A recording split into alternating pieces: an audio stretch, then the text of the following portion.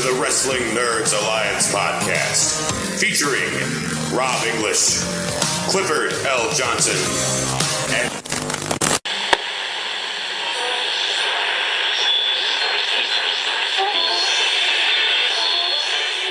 2017 is coming to an end, and it's only appropriate that your boys at WNA kick it in the ass on its way out the door, give it the middle finger, and tell it to fuck right the fuck off. I'm Robb English. I'm Clifford L. Johnson. And we are WNA. WNA. Cliff. What up, doe? We didn't do a show last week. We did not. It was criminal. Hey, little criminal, man. It is only our second time in the history of WNA that we did not do a show that week.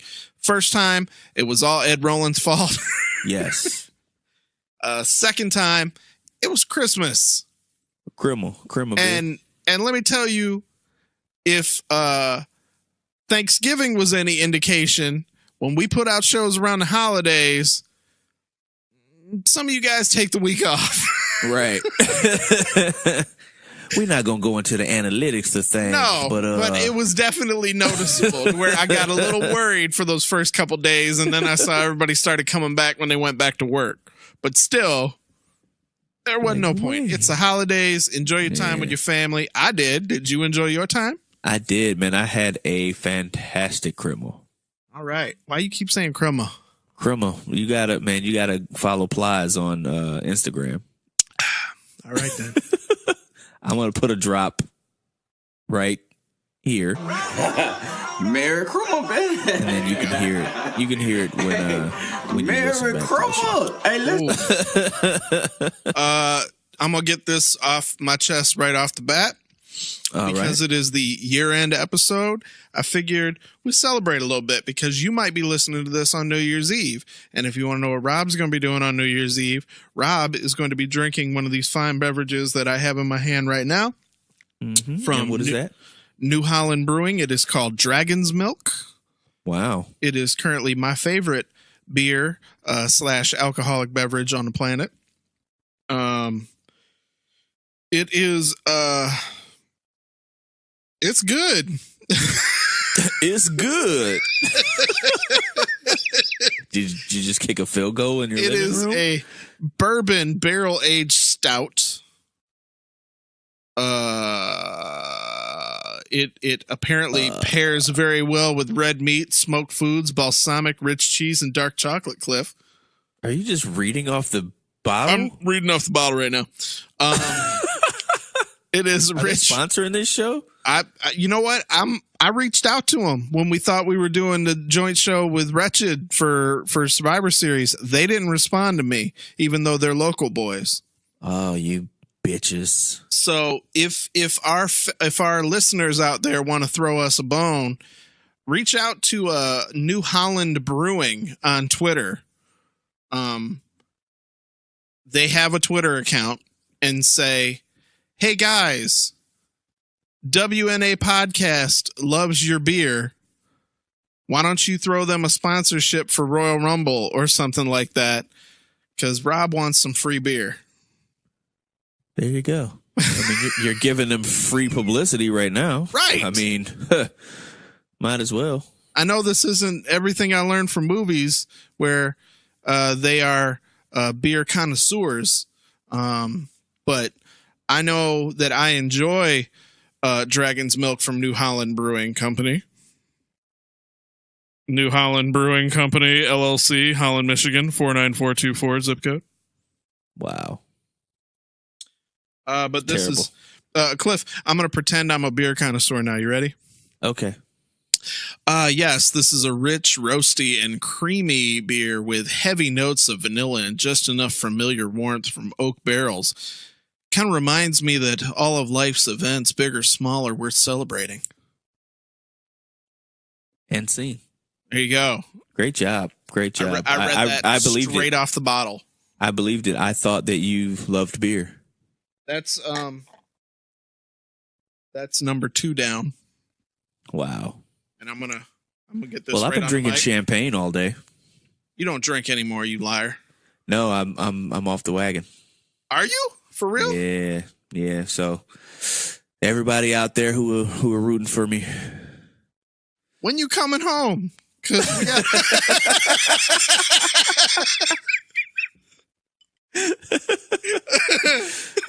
oh man, I don't know yet. I kind of probably in the springtime. We got to do this in the studio, in the WNA studio, and share a couple of these.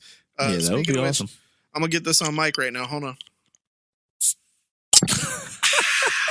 There we go. Wow. Yeah, that's number 2. Uno, dos. 2000. No, that was number 3. What am I saying? Number 2. Wow. So you've had too many already. No. Who, me? No, I haven't had that much to drink yet. So I'm not anticipating something at the level of the Glorious Trainwreck episode. Mm-hmm. But Robb's feeling good. Robb's got the sauce right now. And Robb's got to work tomorrow. So I don't know. It's a good thing I work from home tomorrow. Jeez. Where I could literally just roll out of bed in my fucking pajamas and get on the computer. I wish I could do that. But I'm on vacation though, so till next week. Yeah. Are you? I am.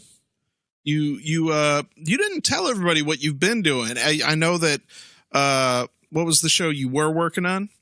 I was working on Brockmire. That wrapped, right? That wrapped, yeah, and that will be coming out in 2018. This is the second season on IFC.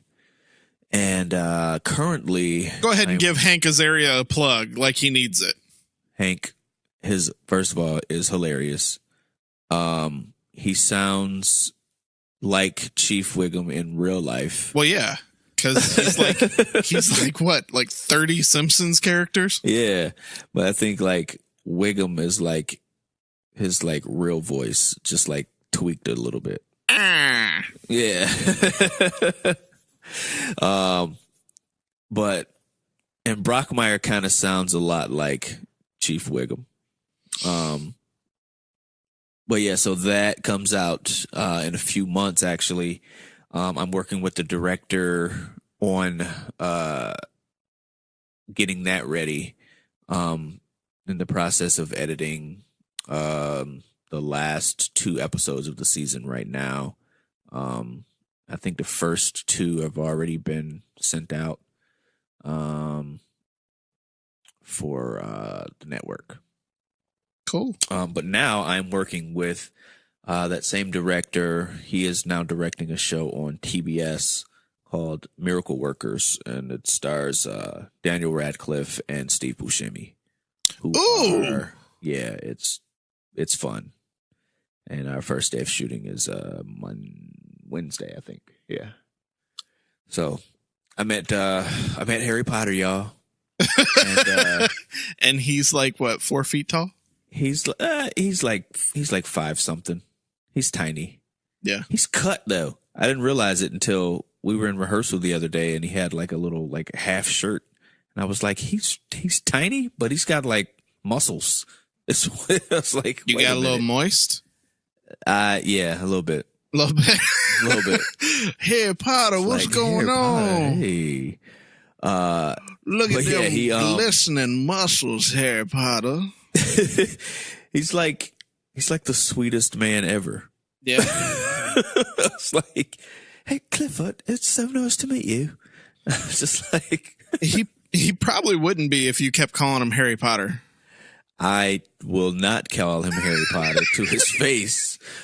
This is only for our viewers' listening pleasure. And Daniel, if you're listening to the show, I'm just going to call you Daniel from now on. Did you tell him you have a podcast? I did not. Okay, so how is he listening to the show? Maybe he Googled me. I don't know. You sure? Possibly. I Google people all the time. Yeah? Yeah. Who else do you Google? I Google everyone that I meet. Do you? Yeah, I need to know who you are because I never know. Well, we know you Googled that hater. Exactly. Not too long ago. You're damn right. Scared the shit out of me. You're like, I know where he lives. I know where that motherfucker lives, Rob. I know he's got a black girlfriend. I was like, Cliff, hey, guy. Yeah. Hey. You know, I'm not a creep or anything, but Google is it's easy to just type a person's name in a city. Yeah. It's up to you on how much of your information exists in the world. And we do a podcast where we use our real names. Exactly. So I'm pretty sure. And I give you my middle initial, too. So there you go. That narrows it down. I at least hold off on mine. See. And Robb is not my government name. I give you my whole shit. Clifford L. Johnson. 363. No. My social security number is. If you want to, the last four of my social, my driver's license number, and my mother's maiden name, and my first pet's name. Yeah.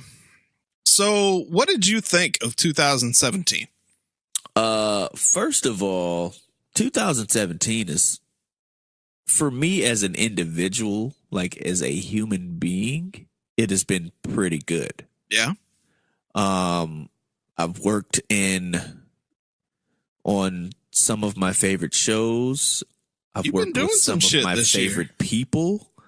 Yeah, so I feel like as an individual, I think I've it's been great. I've been, growing in my spirituality. I've been growing in my relationship. Watching my kid grow up is just like crazy. So this year has been awesome for me, as, just a man, but pretty shitty in the overall for, society, for America. Our international listeners know Yes. exactly what we're talking about, even though you aren't in America. Yeah. You seeing this shit on the news, I'm sure. Yeah. And it's we're just falling apart. It's crazy. So I'm just ready to get into 2018 and really, really hopefully impeach this motherfucker. And secondly, we just lost about we just lost a bunch of listeners, didn't we? you think so? Do we care? And not at all. All right then. Not one single solitary bit. All I'm saying is He ain't getting impeached. You know he's not. I know, but I mean, a guy can dream, right? I think he'll quit. You think he'll quit? I do. I 100% think he'll quit. He'll see the writing on the wall that some shit's about to go down, and he'll quit. He'll Nixon that thing. He'll start his own news network and blame it on the unfair fake news. They wouldn't let him, change the country, and he'll drag those people with him and whatever.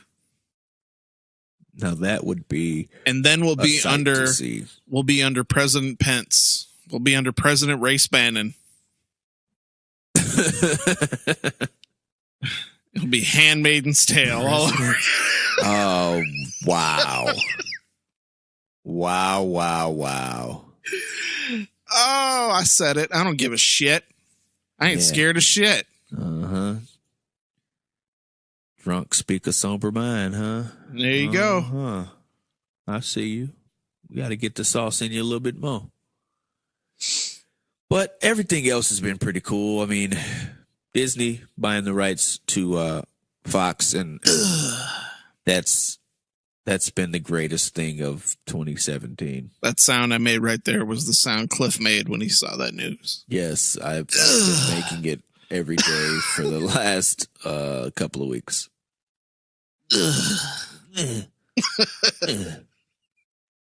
So, ladies, if you ever want to know what Cliff sounds like,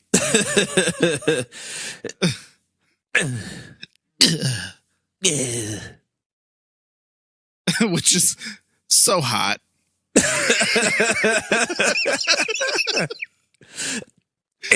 You want to imagine he'd be like, "Oh yeah." Let out that Jake Steed.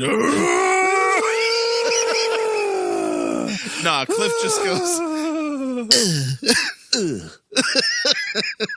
How was it? Was it good? Was it good? It was okay. You know what sound I make? No.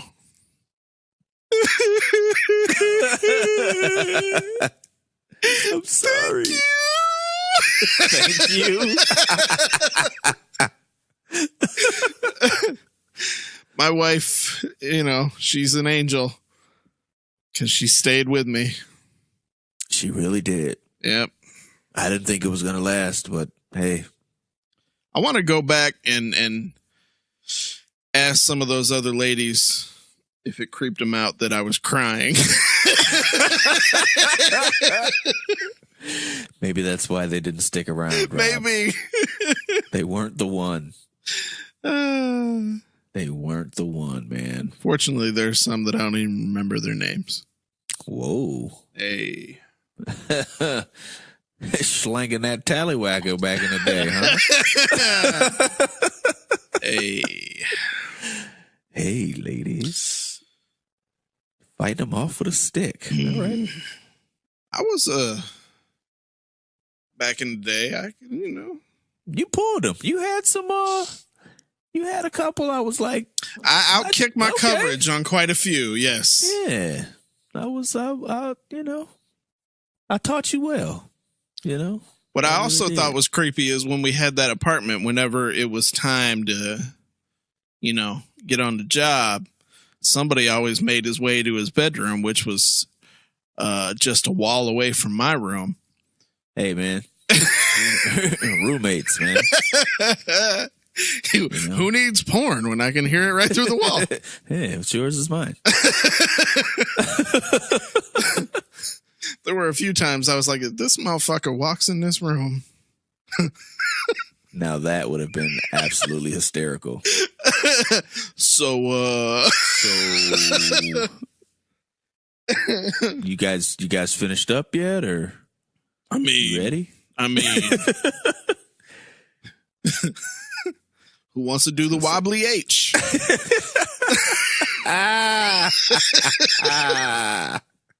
Look it up. The wobbly. Oh man. So we had a plan for today's episode. And if I haven't scared you the fuck off already, we had a plan. We did. We weren't going to do quick hitters this week because as far as we're concerned, 2017 is just about done and we're going to do what everybody else does. Top fives, right? Damn right. But we decided that we're only going to do maybe like a couple. And we're only going to do a couple that like everybody else does. We wanted to do some other shit, right? Yes, sir. And we got a pretty hefty mailbag this week. Ooh. So that sack is full, huh? And our sack is hefty. Walking funny. Hefty sack. So yeah, I guess, okay, you did how was your 2017? Let me do mine.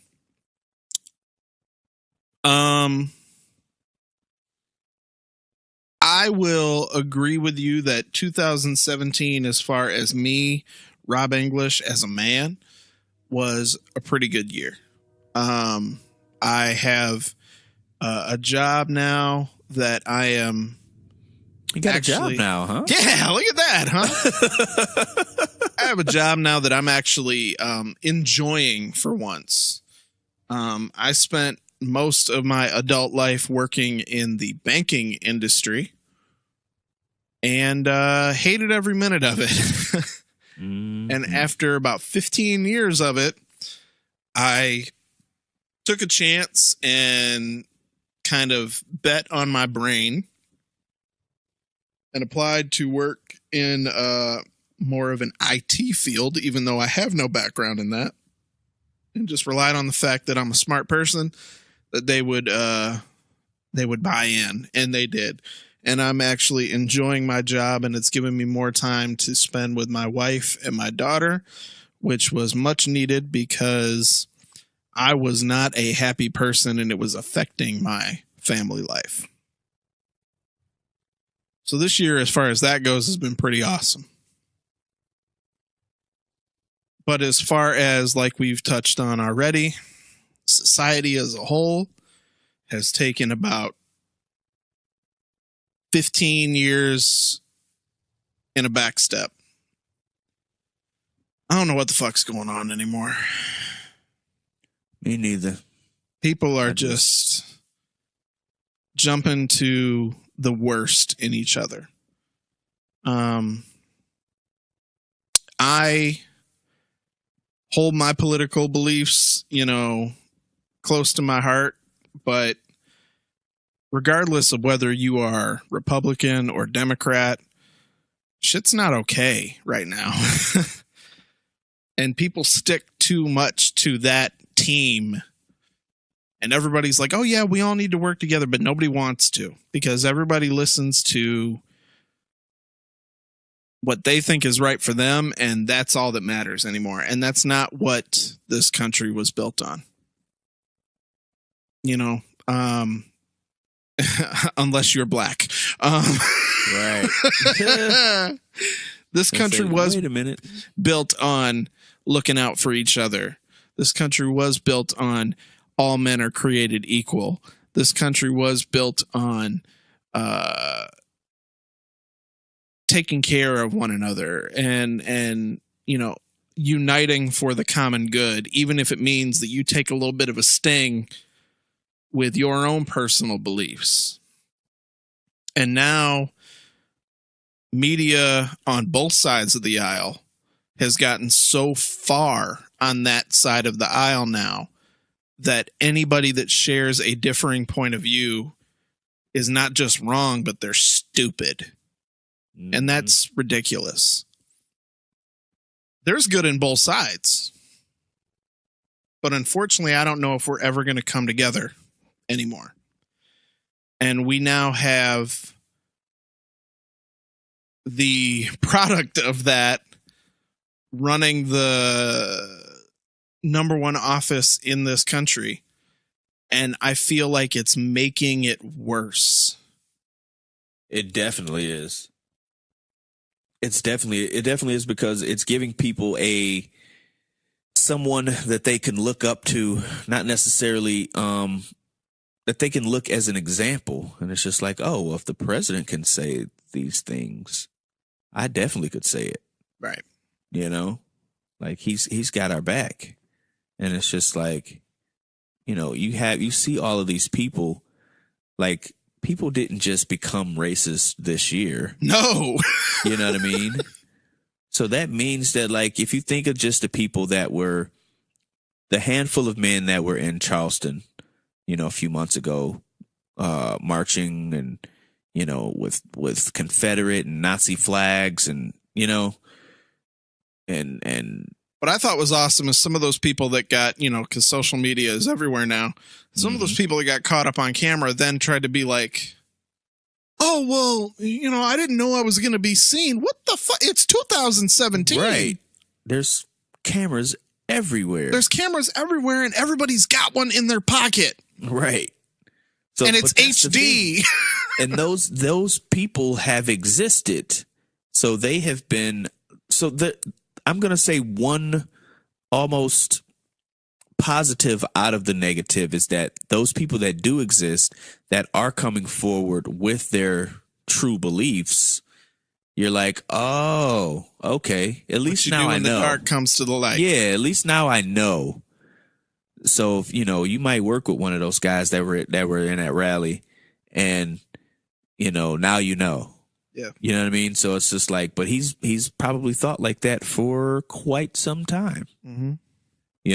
Might be somebody you've had over to, had over for dinner, or had over and, had beers and watched the game and, now you're like, oh, I didn't know you thought this way. You know what I mean? Oh, well, that's just like, politically or, nah, bruh. That's not one without the other. Right. So that's been one of the, like I said, it sucks that it's a positive out of it, but at least, like I said, at least you know. What bothers me is, your son is too young to know just yet, and your son is going to go through things that my daughter probably never will. But my daughter's old enough to know a bit of what people are saying and what's going on. And she, we watch the news. We try to shield her from certain things, but she hears things. She sees things. People very close to us at times say things that are ridiculous. And, as any parent should be doing, we're trying to teach her that no, that's not how we want you to grow up. I only use this as an example because of the show right now, but she knows Uncle Cliff is Uncle Cliff. Right. She knows Uncle Cliff is a black man. She knows Uncle Cliff is not a white man like Daddy, but Daddy refers to Uncle Cliff as his brother. Okay. She knows that there's a difference. She knows that regardless of what you look like, we're all human beings. And everybody needs to be treated just the same. And if people don't agree with that, then you don't need to associate yourself with those people. You can tell them that that's not okay. But at the end of the day, if they don't want to agree, you're not going to change their mind. Right. That's for damn sure. And because of that, I take joy in the fact that her best friend Amber is black. Now, following in her daddy's footsteps. There you go. But I don't take joy in the fact that, oh, my daughter's best friend's black. Oh, look at this, everybody. Yeah. It's because of the fact that she's 7. She doesn't really think of it in terms of, well, Amber's black, so I'm going to be her friend. No, Her friend is Amber. Right. Period. You know what I mean? Yeah. For Christmas, she wanted to give Amber something, so they have little best friend chokers. You know what I mean? Oh, that's her friend. Amber just happens to be black. Right. And I'll be damned if, that's going to change as she gets older. Right. I don't care if she's the only one acting that way. That's how I'm raising that girl. Right. And I know there are people that are doing the same thing. But I feel like shit's just getting irreparably damaged now. Things were tentative to begin with. And it's ridiculous that it took this long for us to get to where, we had a black president. We had, shit like that. But once we got there, it just seemed like the pendulum swang the other way to where people were like, fuck that. One step forward, 10 steps backward. Oh, and we are now 30 minutes in, and I am guaranteeing you that some have already shut us off. But you know what? Whose show is it? Our goddamn show. There you go, goddammit. I don't know, man. I can't. Well, maybe because I don't engage with our listeners as much as you do. I do see the tweets that go out, and I do, I am aware of who our followers are and, the dynamics and the demographics of our listeners. I don't necessarily think that we have too many listeners that may not agree with us. Right. Because, it's very much relevant, or not relevant, but it's what's the fucking word I'm looking for? Jeez. It's obvious. There you go. That, you know, I'm a black guy. Mm-hmm. And we joke about it all the time. Yeah. So if you have any negative views towards black people, I doubt that they're listening to this show. Right. Or maybe they just, you know, maybe they're being closeted right now. Maybe. Looking at you, Kim. I'm just kidding. I'm just kidding. I love you. I just said that because you're always on my mind. She doesn't listen to us every week. She doesn't listen to us every week. Never? And I'm only saying this because if she is listening, I'm waiting for the tweet in 3, 2, 1. Bam. Your shit's blowing up, son. Right. I'm just trying to get our followers up, Kim. That's so right. Go ahead and talk about us so more people can follow us. Yeah. We'll do a work on Twitter, Kim. You can talk about how much you hate us, and then slide up into DMs and be like, all right, so what do we do next? It's gonna be great. Really don't, because you got some rabid followers that you point your finger and you sick them on us, and I ain't up for that. I'm too old to be fighting with people on Twitter. For sure. Yeah. I'm not. You are, but I'm not. I'm not too old to be fighting with people on Twitter. For real? Yeah? All right, then. I'll do it. Yeah, now that you guys just spent the last 30 minutes listening to us get all political. Yeah. Which I actually said from day one we would never do, but you know what? I'm drunk. Who gives a shit? So it's basically what you've been thinking about this whole time. It's what you've wanted to do. It only took a whole year to get there. Huh? All right, so before we get into the show that we planned, I got to tell the story real quick. All right. Tell it away, sir. So have you ever pissed off your significant other, man or woman, but I guess it would be better if it was a man to a woman, because if it's a woman to a man, what I'm about to say holds a whole different meaning. Okay. Like, have you ever? All right, guys, have you ever pissed your girlfriend, wife, what have you, off to the point that they turn into a fucking dude and try to beat your ass? What? Wait. Okay, I mean, I've been slapped before, but, you know, that was probably my own fault for being a dirtbag. So a little quick background on me, in case you haven't noticed through all these episodes. I'm an asshole. That is true.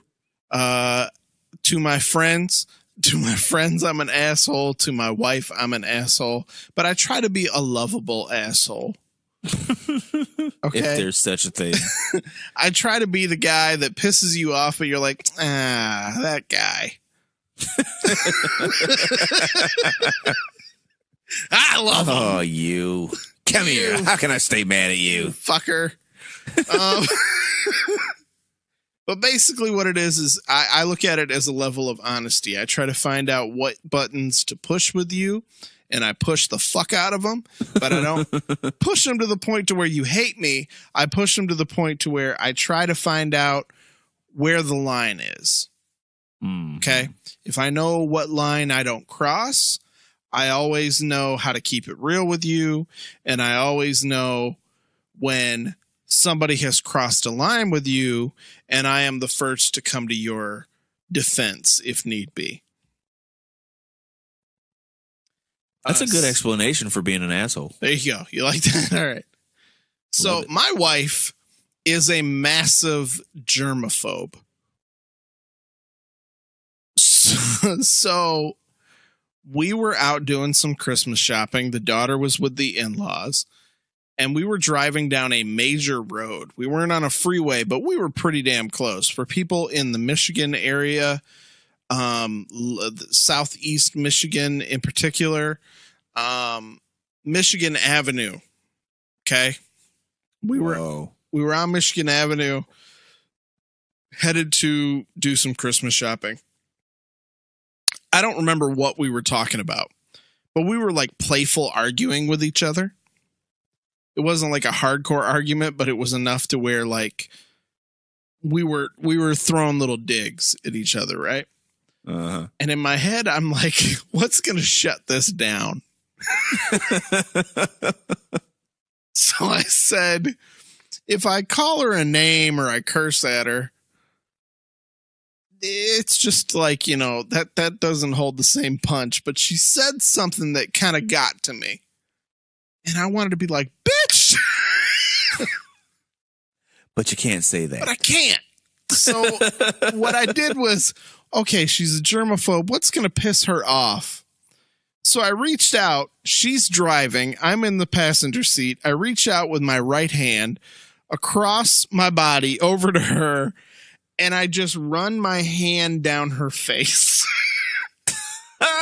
What? And I make it a point to where when I get to her lips, I take my middle two fingers and I curl them in so I catch her lip. You fish hooked her, bro. And then run my fingers into her mouth. Oh, no. No, you didn't. You're lying. Immediately slammed on the brakes in the middle of Michigan Avenue. We were not at a red light. She didn't give a fuck. She slammed on the brakes and started swinging. Dude, you deserved it. And I leaned up against the passenger window.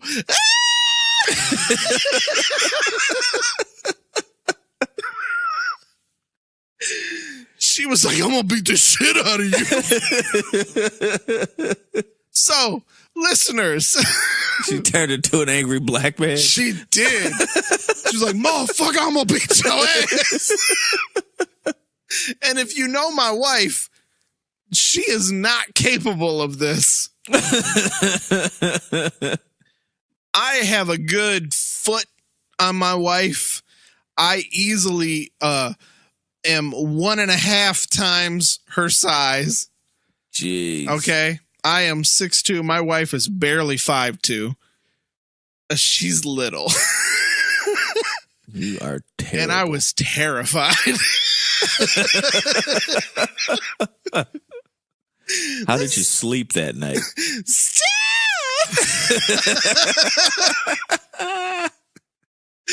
So, listeners, deserved all of them, all the hands. If you have ever had a moment like this, please let me know. Shoot me some tweets, DMs, whatever. I want to hear your stories. Jeez. Because if need be, I want to tell them on the show because I think that's funny. I think hearing stories like that are funny. However, if you are going to tell me a story that I deem to be fucked up, I ain't telling your shit. We're not promoting anything, Rob. And if you need help, you just let me know. I'll make that call for you. Okay. I don't want any, don't be afraid to come forward with your story. Might text you later. Okay. Just let me know, man. All right. So we need to get in on this show because we've already spent most of it just talking bullshit. And I'm sure there's a lot of people that would probably shut us off. But whatever. It's the year end and I'm drunk. Hey, so if they shut us off, that means they're not listening. So fuck you. That's right. And if you are still listening, hey, what the fuck is wrong with you? Then again, we got a lot of love on the Glorious Trainwreck episode when I was on cough medicine. Hey, I'm drunk. Maybe this can rival it. Hey, I am drunk. Drunk. A little behind the scenes info. We had to start over.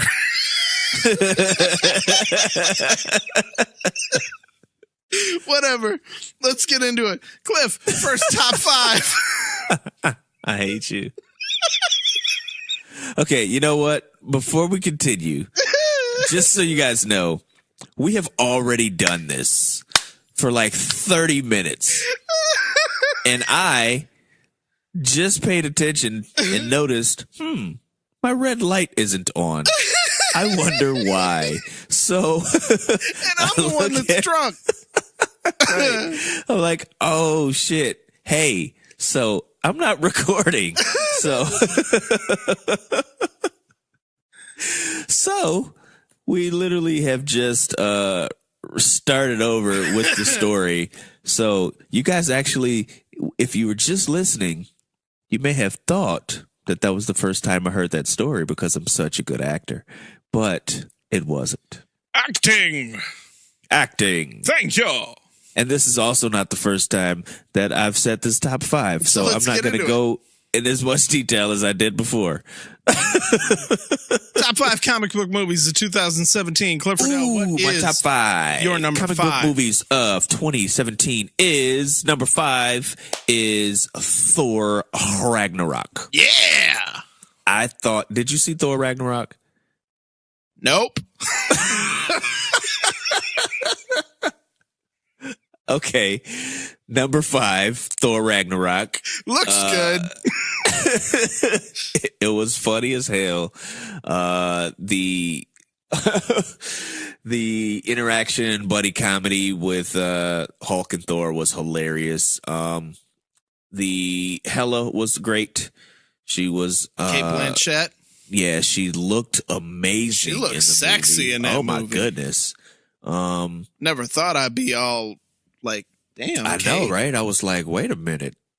Kate is I don't know if it's the goth makeup she was wearing, but it was something. It was something. It was the walk. It was everything. But yeah, it was great. I loved it. It was a good movie. And moving on. I do want to see it badly. You should. Number 4. My number 4 is Wonder Woman. Wonder Woman. Yeah. I've seen 20 minutes of it. Wow.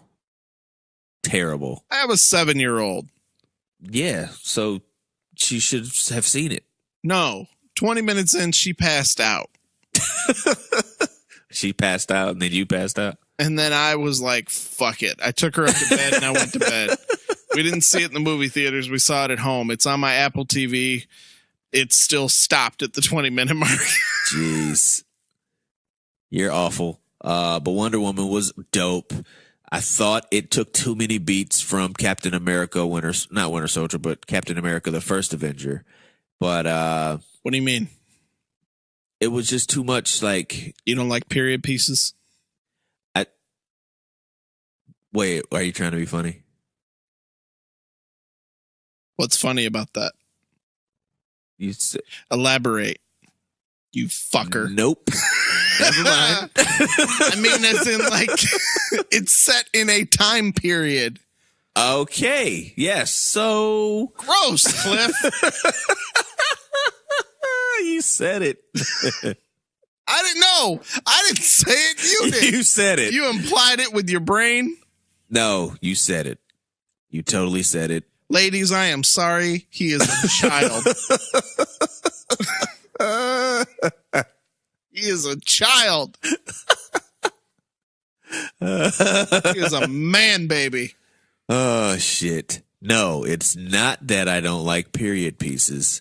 I just thought that they literally took the plot from Captain America and they just smashed it and gave it to Wonder Woman. Like, you can like watch them side by side and I feel like the beats just add up. But you know what I will say though? It still is a good movie. In what I have seen of it, I'm in love with. Well, who do you think? Gal Gadot. She's gorgeous. However, Chris Pine is dreamy. Ew. Ladies, men, who's with me? Let's go find his house. I'm sure I could Google it. Yeah, anything can be found on Google, apparently, Clifford L. Damn right. He's in Minnesota, Rob. Call back. Anyway. What's your number 3? My number 3 is Guardians of the Galaxy Volume 2. Yes. Did you see Guardians? I seen it. Oh, wow. And I loved it. Look at you. I'm Mary Poppins, y'all. Mary Poppins, oh yeah, that shit was hysterical. I thought that movie was great. I thought Kurt Russell as Ego the Living Planet was amazing. I loved the characters. I really just loved the characters and the character development from the Guardians. And I love the way that James Gunn took these ragtag characters that nobody really gave a shit about and turned them into people that you actually cared about. Like, it was just, it's great. When is Kurt Russell not awesome? Kurt Russell is not awesome, never. I want Kurt Russell to be my dad. Why? Because he's Snake Plissken. True. He's Gabe Cash. He's Jack Burton. But what if he's an asshole in real life? I don't care. When you look into those steely blue eyes, you feel safe. Blue. You feel safe and loved. All right. I'll be his Goldie Hawn. Wait. That would mean you would have... Okay, never mind. Number 2. I wish he was my dad. Okay. And maybe one day that'll happen for you. No. My dad does not look like Kurt Russell. He does not. He looks like a chubby baby with hair. He looks like Michael McDonald. He does.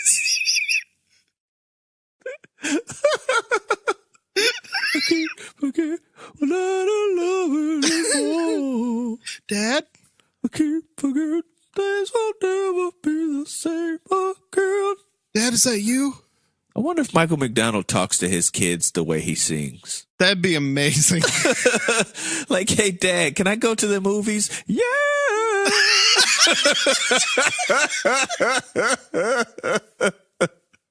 I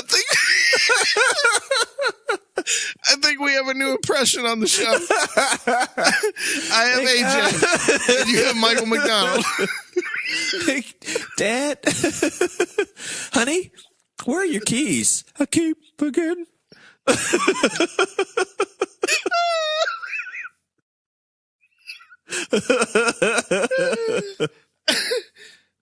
Why didn't you go to your 20-year reunion? Things will never be the same again.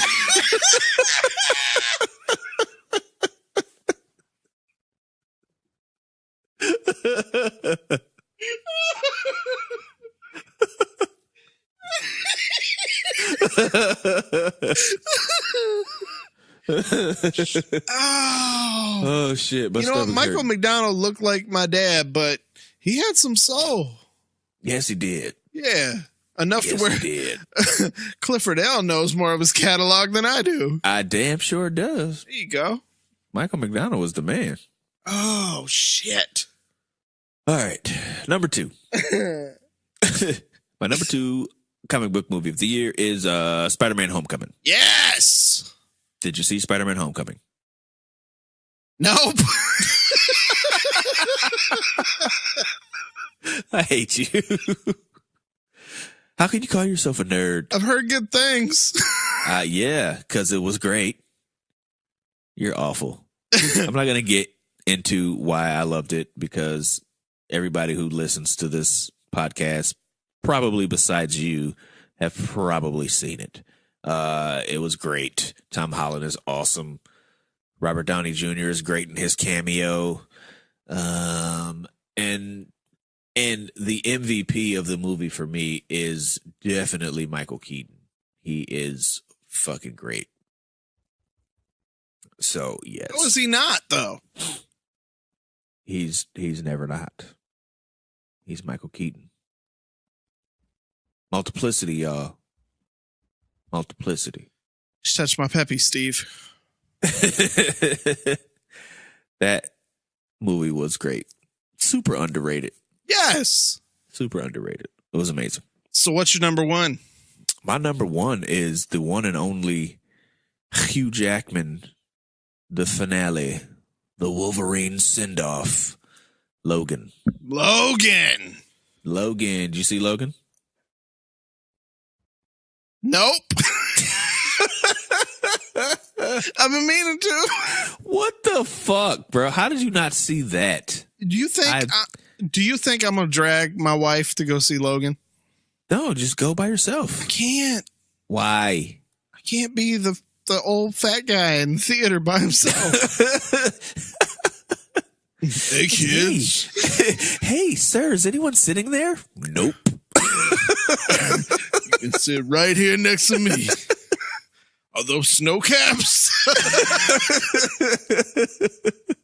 What kind of salt you put on that popcorn? That's terrible. You bring your mom?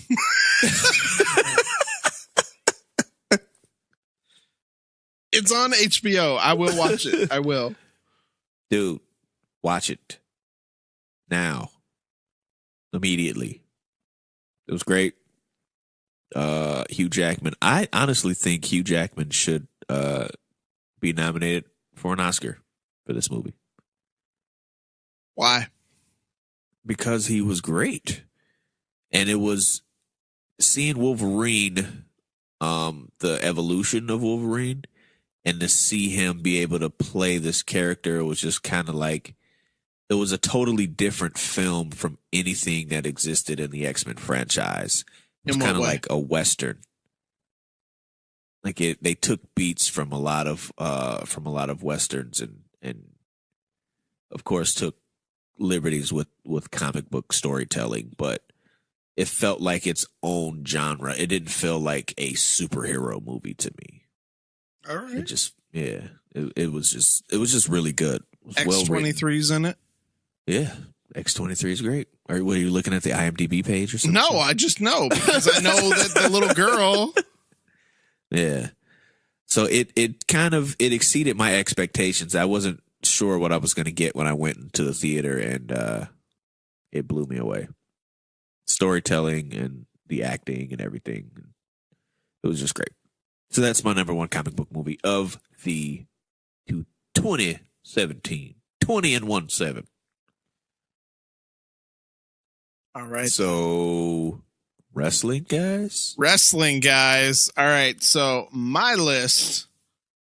Yeah, everybody else has done this, whatever, but it's my list. Okay. Top 5 wrestlers of 2017.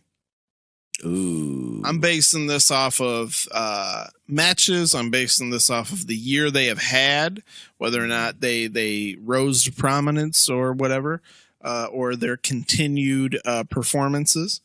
But yeah, this is my 2017. Number 5, The Miz. Quiet on the set. The Miz. The Miz is my number 5. Yes.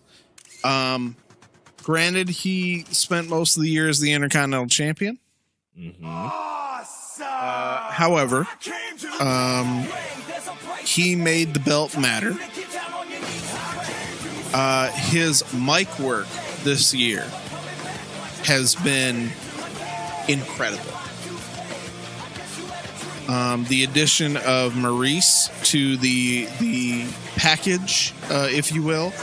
The Miz Tourage, even though I hate the name of that faction, has just made him mean more.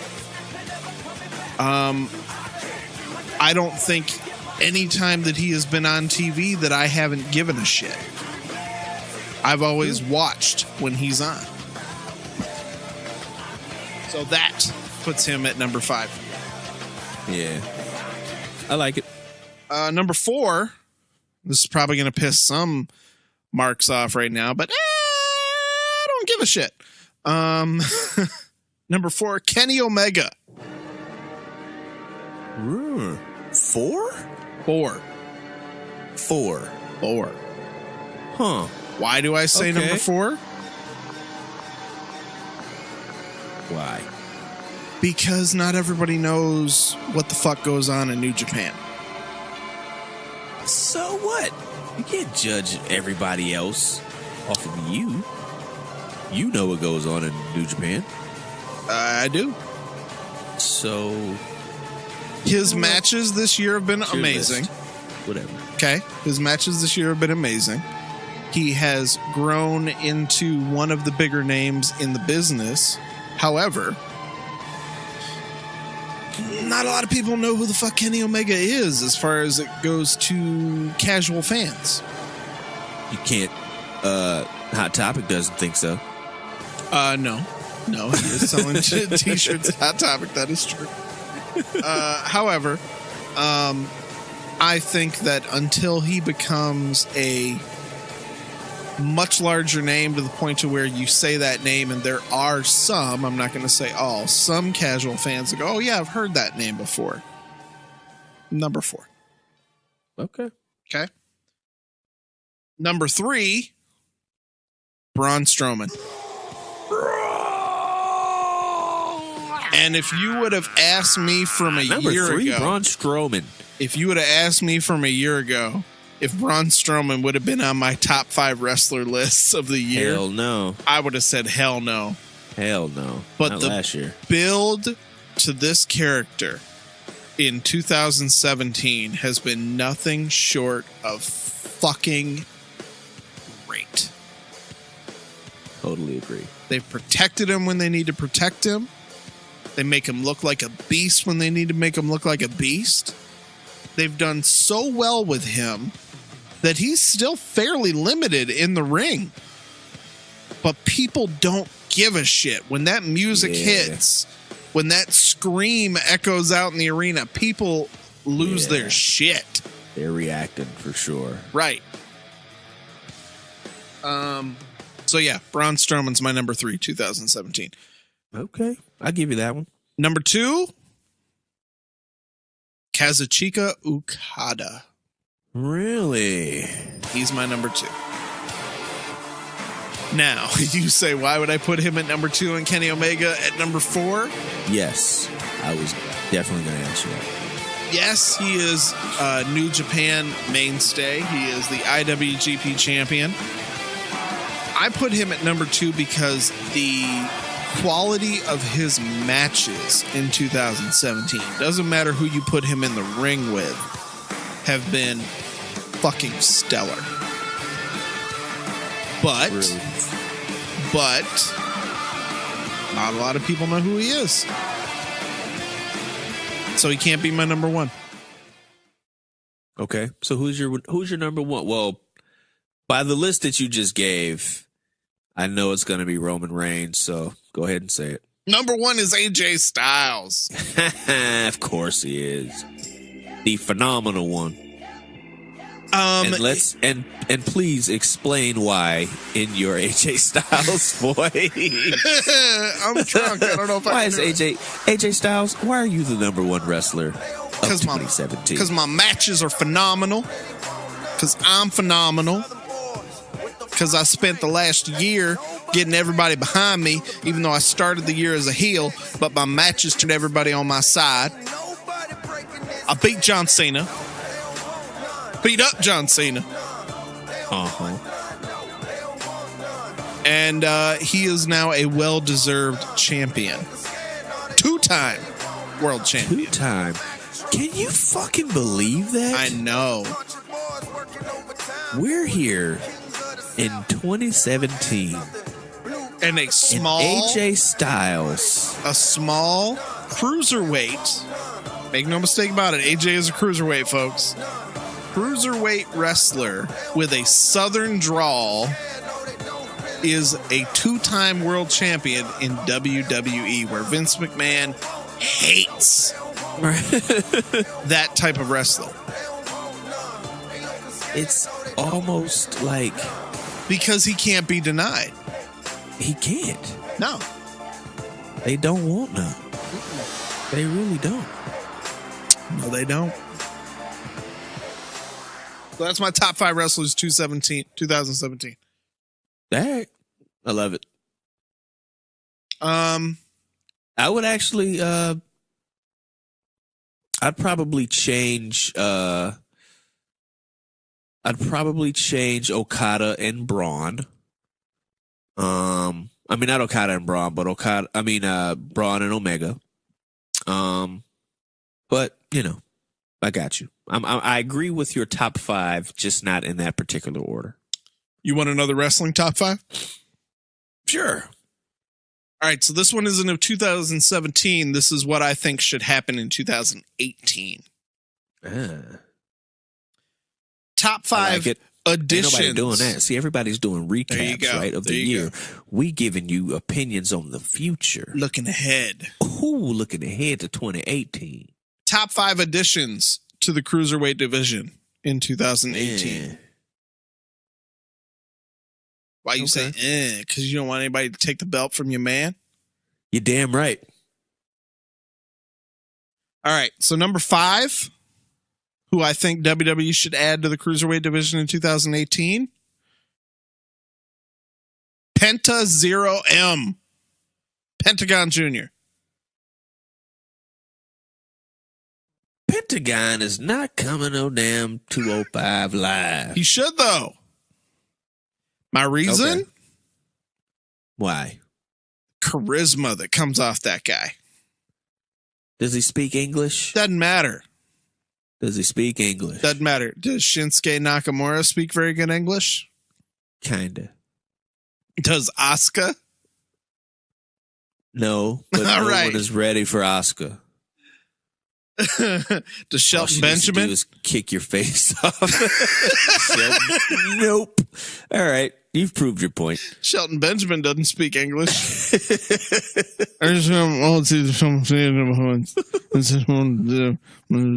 My partner, he's scratching the law. Chad Gable.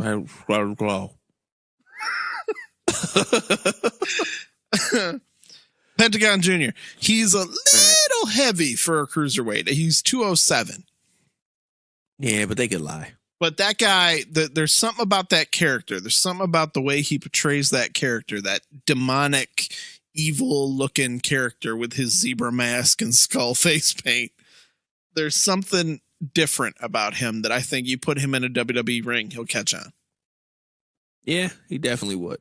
However, I don't know, man. They don't seem to be doing well with masked luchadors lately. No. So I got one for you at number 4 then. All right. Shane Strickland. I don't know who that is. Kill Shot in Lucha Underground. Okay. You know him as Kill Shot. However, lots of indie wrestling fans that are listening to this show right now who know who Shane Strickland is. King of Swerve. Former Combat Zone Wrestling champion, former Wrestle Circus champion. He's dope. And there's this weird swagger like character that he's got going for him that I think you put him in the cruiserweight division, he will catch on. However, he's big for a cruiserweight. He's 6 feet tall, but he's only 191. But I think Shane Strickland should be brought in, and I think he could be put into the cruiserweight division and make some noise. All right. My opinion. Number 3, Leo Rush. Leo Rush is on the verge of getting suspended or fired, isn't he? I know. Poor guy gets signed to NXT, and 3 weeks later, he makes a comment about Emma after she gets released. And it's looking like there's a very good chance Leo Rush is headed right the fuck back to the Indies. Jeez. However, talk about fucking up your damn life. If they are able to look past that and give him some play on NXT, or in the very least, move him up, put him on 205 Live, Leo Rush will catch on. Yeah. He is. I mean, he's great in the ring. He's great in the ring. He's small as fuck, though. Leo Rush is little. Yeah, he's tiny. He's smaller than Kalisto. And Kalisto's super tiny. Right.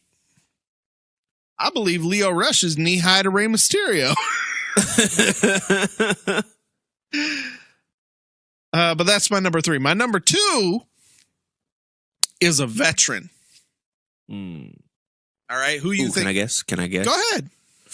A veteran. Give me a hint. I can. If I give you a hint, it gives it away. Ah, damn it. Okay, luchador or a cruiserweight veteran. Veteran. Veteran. Let's just say he was in WWE for a cup of coffee, spent some time in TNA, but spent most of his time in Japan in the Indies.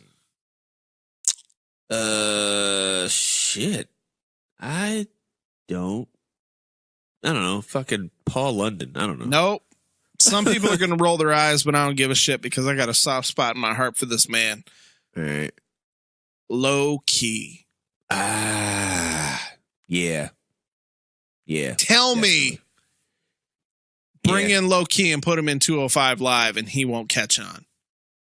No, he definitely would. You had Neville. Yeah, and he's already got, right? You had Neville, who was the beast of 205 Live, but now it looks like Neville is on his way out the door. Bring in Low Key and have him just beast on people. Yeah. Right? Tell me that Sign wouldn't me up catch for on. that one. Only problem is that after a while, Low Key will want to move up to heavyweight division, and that ain't happening. And it'd be the same thing that happened with Austin Aries. Right. He'll want to move up. They'll be like, nah, we're good. Nah, I'm just gonna keep you here. And he'll be like, well, I'm gonna go back to Japan. Right. This is bullshit. Okay then, Low Key. All right. What was his name here? Caval. Caval. Dumbest name ever. Horrible name. It means warrior. However, my number one rumor is it's going to happen. I don't know if he's going to go to 205 Live. I already know what this one is. Yeah, I don't know if he's going to go to 205 Live. He might go to NXT. However, I think he should go right to 205 Live. Ricochet. Damn right. AKA Now, Prince Puma Prince from Lucha Puma. Underground. Do you think that they would bring him in as Ricochet, or that they would give him a whole new name and everything? Whole new name and character. There is name value to Ricochet. However, I don't see them going with it. I see Vince shitting on the name. I even see Hunter kind of shitting on the name. I think he'll just have a whole new name. Yeah. He'll be like fucking. I hate WWE names. I really do. What happened Name to generator. fucking, Jake the Snake Roberts, Coco Beware? Yeah. Actual like wrestler names. No, they're like fucking names now. Ooh. Yeah, he'd be like Seth Rollins. Dean Ambrose. Dean Ambrose. Sounds like a fucking preppy kid from Beverly Hills. Hi, my name's Dean Ambrose. Dean Ambrose. But his character is he's a fucking lunatic. Sounds like he's straight out of Abercrombie and Fitch, but no. Hi, my name's Dean Ambrose. Me and Muffy, we've been on the boat today. Played a round of golf. Yeah, Ricochet's gonna just turn it. They're just gonna call him Juwan Stevens. Juwan Stevens. Leroy Valboski. That's Shelton Benjamin. Yes. Yeah. Inside joke. You guys wouldn't understand. You guys wouldn't get it. Bulge.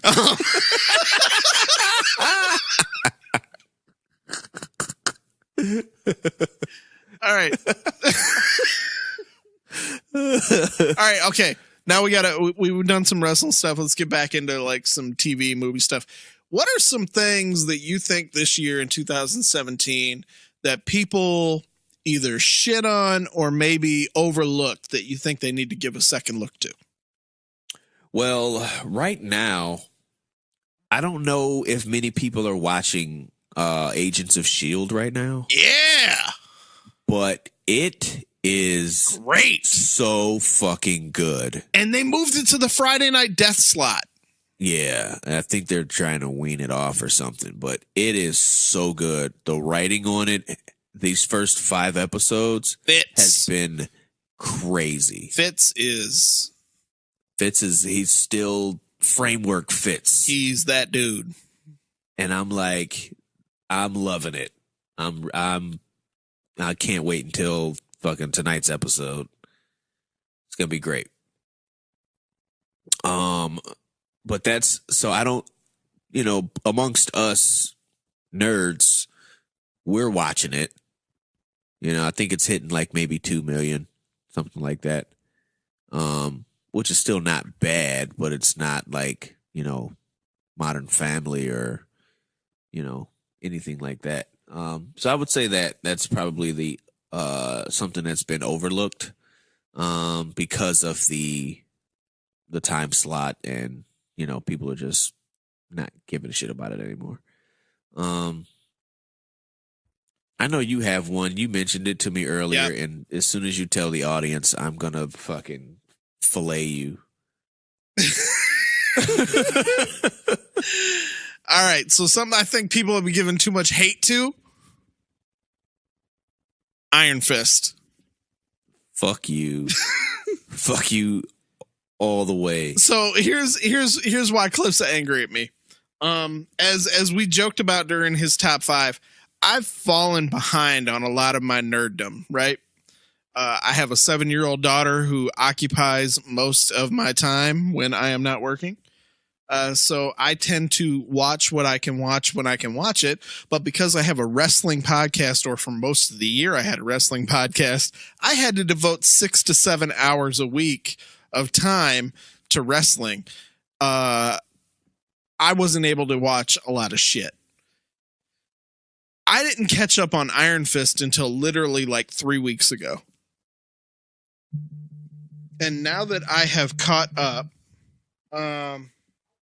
I enjoyed Iron Fist. Now let me. Oh God. let me phrase this first. Frame it, okay? I did not enjoy the actor who played Danny Rand. I thought they could have found a much better Danny Rand. However, the story of Iron Fist, I really enjoyed. The fight scenes, not so much. But that's what fucking bro. I liked Iron Fist. That's ridiculous. Go ahead, rant. I don't give a shit. Whatever. That's like saying, man, I really loved 50 Shades of Grey. The sex scenes, not so good, but no, that's what the fucking movie is for. It's supposed to be about a dude smashing a freaking chick, and it sucked. Anyway, that was a horrible analogy, but that's about as much as I can give it. That movie and that show is absolutely trash. Trash with a capital Tr.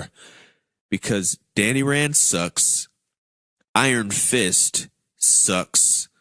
He sucks as both just regular old Danny Rand, and he sucks as the Iron Fist. And for the show to be called Iron Fist, that's what you want to see. You want to see Danny Rand, Iron Fist, fighting people and fighting them well. So how can you enjoy it if the lead character sucks and he doesn't fight well?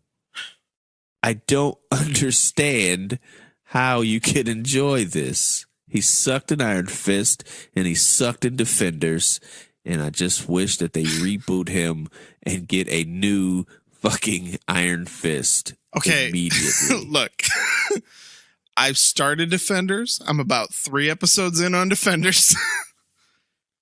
I don't like what I'm seeing in Defenders with the weird relationship with Luke Cage, because I know Heroes for Hires, they're boys. Right. However, like I said, I put it on the actor they picked to play Danny Rand. He's not good. He's not. He's terrible. He's terrible. But he's the lead. You have a terrible lead. You can't have a terrible lead and have a good show. I disagree. Give me another example. The Room. The You talking about the actual The Room? Yes. That movie's terrible. It's god awful. Awful that it's amazing. But that's different. Tommy Wiseau is awful. That's different though. Oh, hi, Mark. Iron Fist is not so awful that it's amazing. Well, there's Iron things Fist is just bad. There's things in Iron Fist that are amazing. Name one thing. I can name a couple. I'll name the actress. The only good thing from that movie or from that show was the drunken master fight scene. I hated that fight scene. That was the only thing that was. I hated that fight scene. Wow. And this is why you're stupid. I love Colleen Wing. Yes. More so, I love cute. the actress. Yes. She's a good. One of the loves of my life is Rosario Dawson. Yeah, okay. So, there's cute women in it. Okay. I felt bad for Ward. Ward shouldn't even be in this fucking show. They spent way too much time on their family. Way too much time. I liked Iron Fist. I don't know what else to tell you. I liked Iron Fist. You should go Iron Fist yourself. That shit was terrible. And you know what? If y'all disagree, I don't give a shit. Of course you don't. I am now empty. You liked Iron Fist, but don't listen to Jaden Smith. You can go kiss a whole donkey's ass. You know what? Right now. I know you got a little backup from my boy Brent over at Home Video Hustle. Damn right. And I'm calling him out. I'm calling him out right now. Any other castaways that are listening right now, get on Brent's ass. Dude said he liked Jaden Smith. Because he's real. My nigga. Fuck that. Hey. Hey, Brent. Hey. No. You're just no. Anywho. I guarantee you right now, I'm gonna get a hold of PJ and he is gonna turn against you. Home Video Hustle is about to break up because when PJ finds out that you like Jaden Smith, it's gonna be me and PJ on a show and you and Cliff on a show. Terrible. Oh, goddamn. All right. So anything else you can think of that people hated on that you think they need to give a second look? They should probably give. I don't know, man. I mean, there's so much. I think people are hating on the new Star Wars too much. Well, no, I don't think they're hating too much. Because, it wasn't terrible. I loved Last Jedi. You loved it? I loved it. As a matter of fact, I will say that it is now my second favorite Star Wars movie behind Empire Strikes Back. Wow. Yeah. Wow. And I mean that. How? Because it was good. Okay, I'm not saying it wasn't good. It was fun. It was good. The story was good. I do think there were points in the movie that were like, some sight gags and some jokes that were like really, spoiler, like the scene where I won't say the whole scene, but the scene that ended with Luke Skywalker brushing his shoulder off. Yeah, that was stupid. That jumped out as soon as it happened. I laughed, but then I was like, really? I think that was like something that Mark Hamill just did. Right. In like a random take, and they kept it. However, I liked the movie. They didn't even have a lightsaber fight in the movie. Who cares? I care. Right, Star Wars fanboy? You don't need to have a fucking lightsaber duel in every movie. You do. No, you don't. Yeah, you do. And all the people that are like, oh, that's not Luke Skywalker. That's not what a Jedi would do.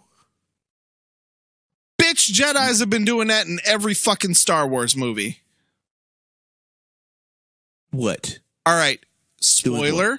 Spoiler. Killing younglings. Spoiler. I've said spoiler 6 times. 3, 2, 1. Jedis have been bitching out since day one in Star Wars. Allow me to elaborate. When Anakin turned to the dark side, what did Obi-Wan Kenobi do? He ran away to Tatooine, changed his fucking name, and hid out like a hermit. All right? What did Yoda do?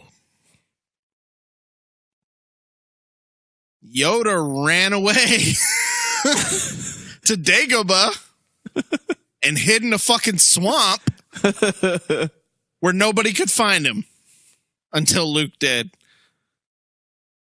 So when Ben Solo, even though it was Luke's fault, when Ben Solo got corrupted by the darkness within him, what's the natural thing that a Jedi is going to do? Run the fuck away and hide. He went to strategize, damn it. Fuck strategize. He hid. You ain't strategizing for 20 some odd fucking years. Okay? Long strategy. Okay, so that makes sense, what you saying. I'm not even mad about that part of it. But the Luke brushing his shoulder off, okay, that was stupid. Fucking Leia Poppins. That was okay. That was. It didn't make any sense to me. No. I was glad that it happened because, you know, Carrie Fisher dying and whatever. I was like, oh, so that's how they kill her. Because I thought they were just going to kill Leia off. And spoiler. They didn't. But the whole I don't understand why they didn't. How does Leia survive in deep space? Who knows? How does Leia know how to levitate? Who knows? Right. But you know why? You know why it doesn't matter? Why? Because it's Star Wars. True. It's now, not anything real. Can happen. That's true. But you can't take that many liberties. And they kind of they try to like subconsciously set their agenda throughout the movie with Kylo Ren keep telling Rey to forget about the past. Just look forward. Like he kept saying it and repeating it to her over and over again throughout the movie to forget about the past, and which is what that fucking director is trying to make us do about Star Wars. Forget about all the other 7 movies that came before this, and forget about the fact that The Force Awakens and The Last Jedi literally pick up moments apart. Mm-hmm. But yet there's a damn ship that was told to be sent back to I forgot what planet it was, but yet they're right on the ass of Leia's ship. Like, wait, huh? Hey, they can track them. and now they can track them. Yeah. For some reason. They can track them. They can track them through light speed. They got scientists on shit. You ain't got to know.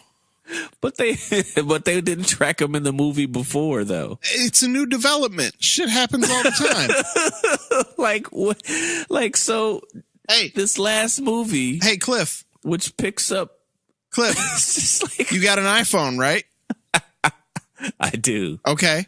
With your last iPhone, could you... If I shared my device? No, with your last iPhone, could you record in 4K video? No, I could not. You can with this one now, can't you? I can. There's been a new development since your last phone to this one. Technology.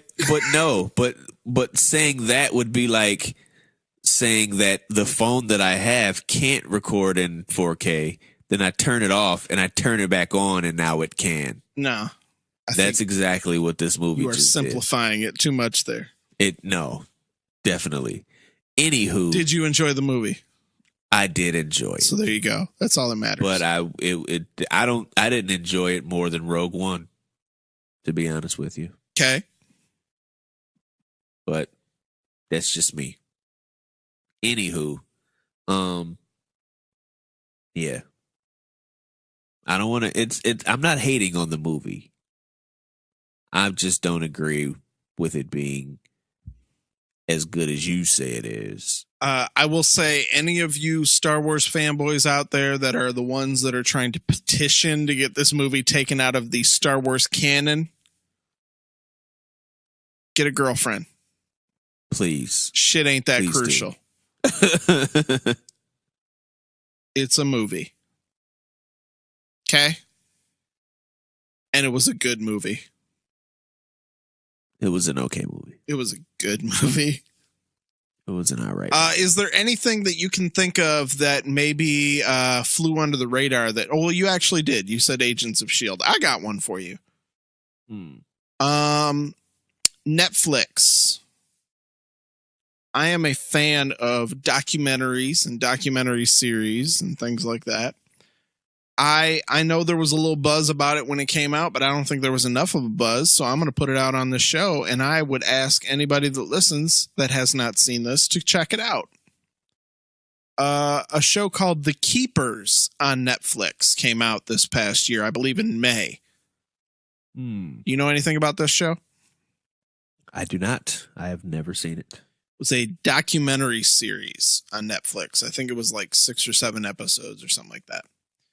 But it tells the story, true story, of a nun who was murdered. It was an unsolved murder of this nun. And as the story unfolds, you find out, obviously, there is more than meets the eye. She was a English and drama teacher at a high school, Catholic school. And a lot of the students believe that there was a cover-up to her murder. They suspect that it has more to do with a priest who I believe was more like a principal at this school, and his ties to local law enforcement when this nun realized that maybe this priest was up to some shit with some of the girls at this school, and she called him on it. And not too long after that, she was found dead. Damn. It was really good. And it was a show kind of like Making a Murderer. Oh, I love that show. In that when you watch it, you're like, what? What? They did what? How did this get by? You know, and most documentaries are told from a certain perspective. So, I mean, you always have to look at it that way. Whenever you watch a documentary, you're not watching 100% fact. Okay. But you are watching one side giving as much information as they possibly can. It is still up to you to dig a little deeper. However, I thought this documentary series was fantastic, and I recommend it to anybody. The Keepers. I think you should go out of your way to check it out. If you have a Netflix subscription, check it out if you haven't yet. All right. I think that might be on my queue. It should be. It was good. Coming from one good Catholic boy to... Dude, I remember going to church with you one time. I wanted to pull my fucking eyeball. My wife asked me, she was like, when's the last time you went to church? I'm like, I was like, I think it was Brian's wedding. Jeez. She was like, wasn't that like 10 years ago? I'm like, I don't know. It was close. Terrible. Horrible. I just started going back to church. We found a really good church out here. Yeah.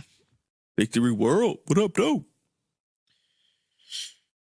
All right, I got another top 5 for you. All right. Wrestling. You got all the top 5s, man. Wrestling top 5. You ready? All right. It's the last one, and then we'll get into this mailbag. We got a pretty decent sized mailbag. All right.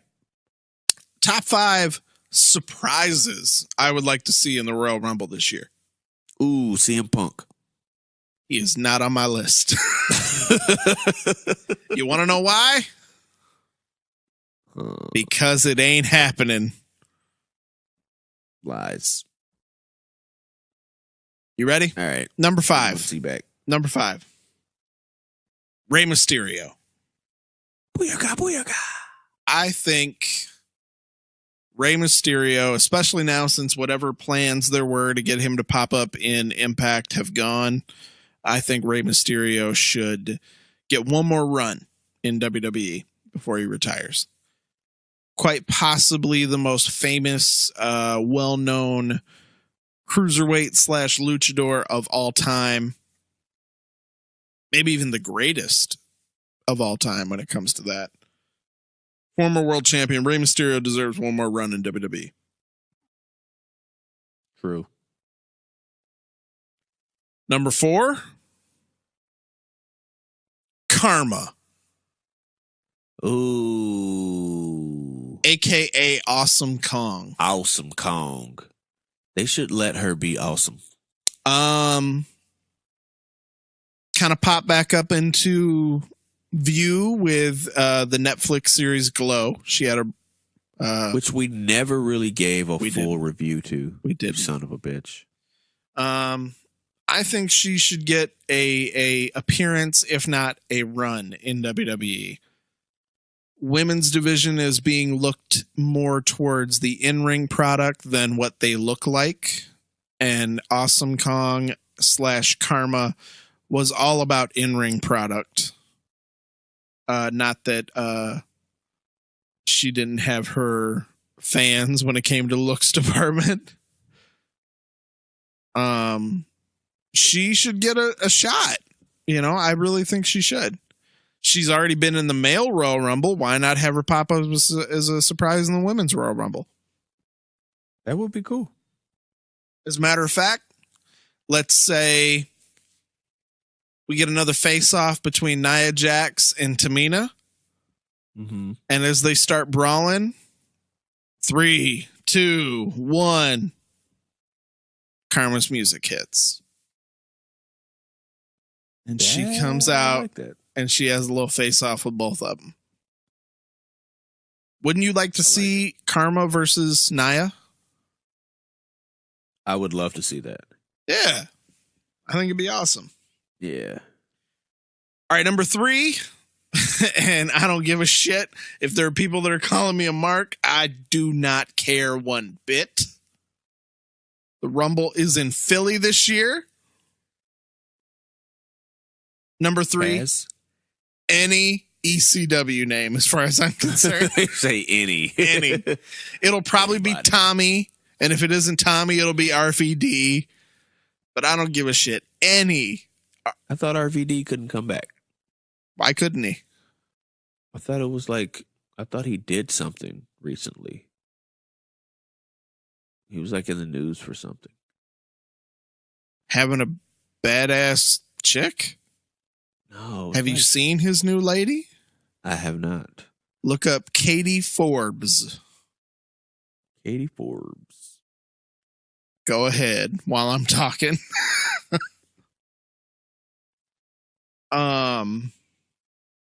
Any Oh, shnikes. yeah.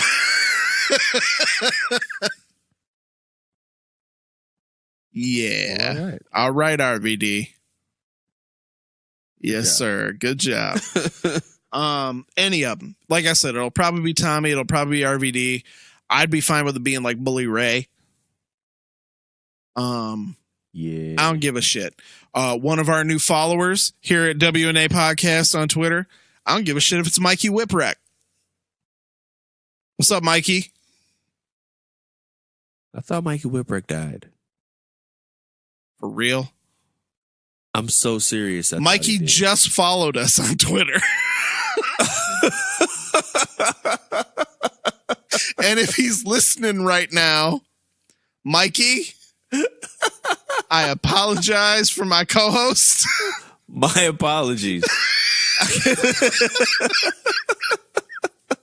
Mikey took a step away from the business. Okay? Mikey took a step away from the business. From my understanding, Mikey is kind of dipping his toes back in. Mikey, I apologize for Cliff. I apologize myself. I wasn't saying that to be funny. I really wasn't. But I just could have sworn that it happened. Oh shit. I apologize. Okay. Oh, you know what? I was just watching that CM Punk Kevin Nash promo battle from the other a couple years ago. Oh, that he got the text from his sister. Fuck.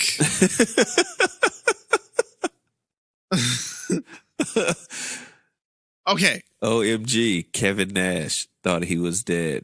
LOL.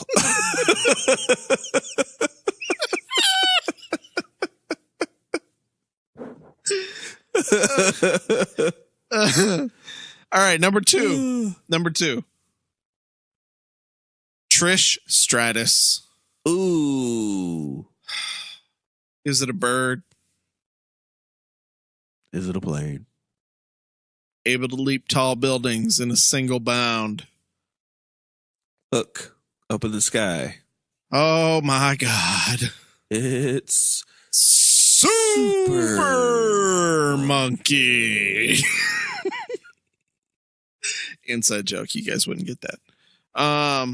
Although Brent. Right about now, I would assume there's probably Superman music playing under us. Trish Stratus.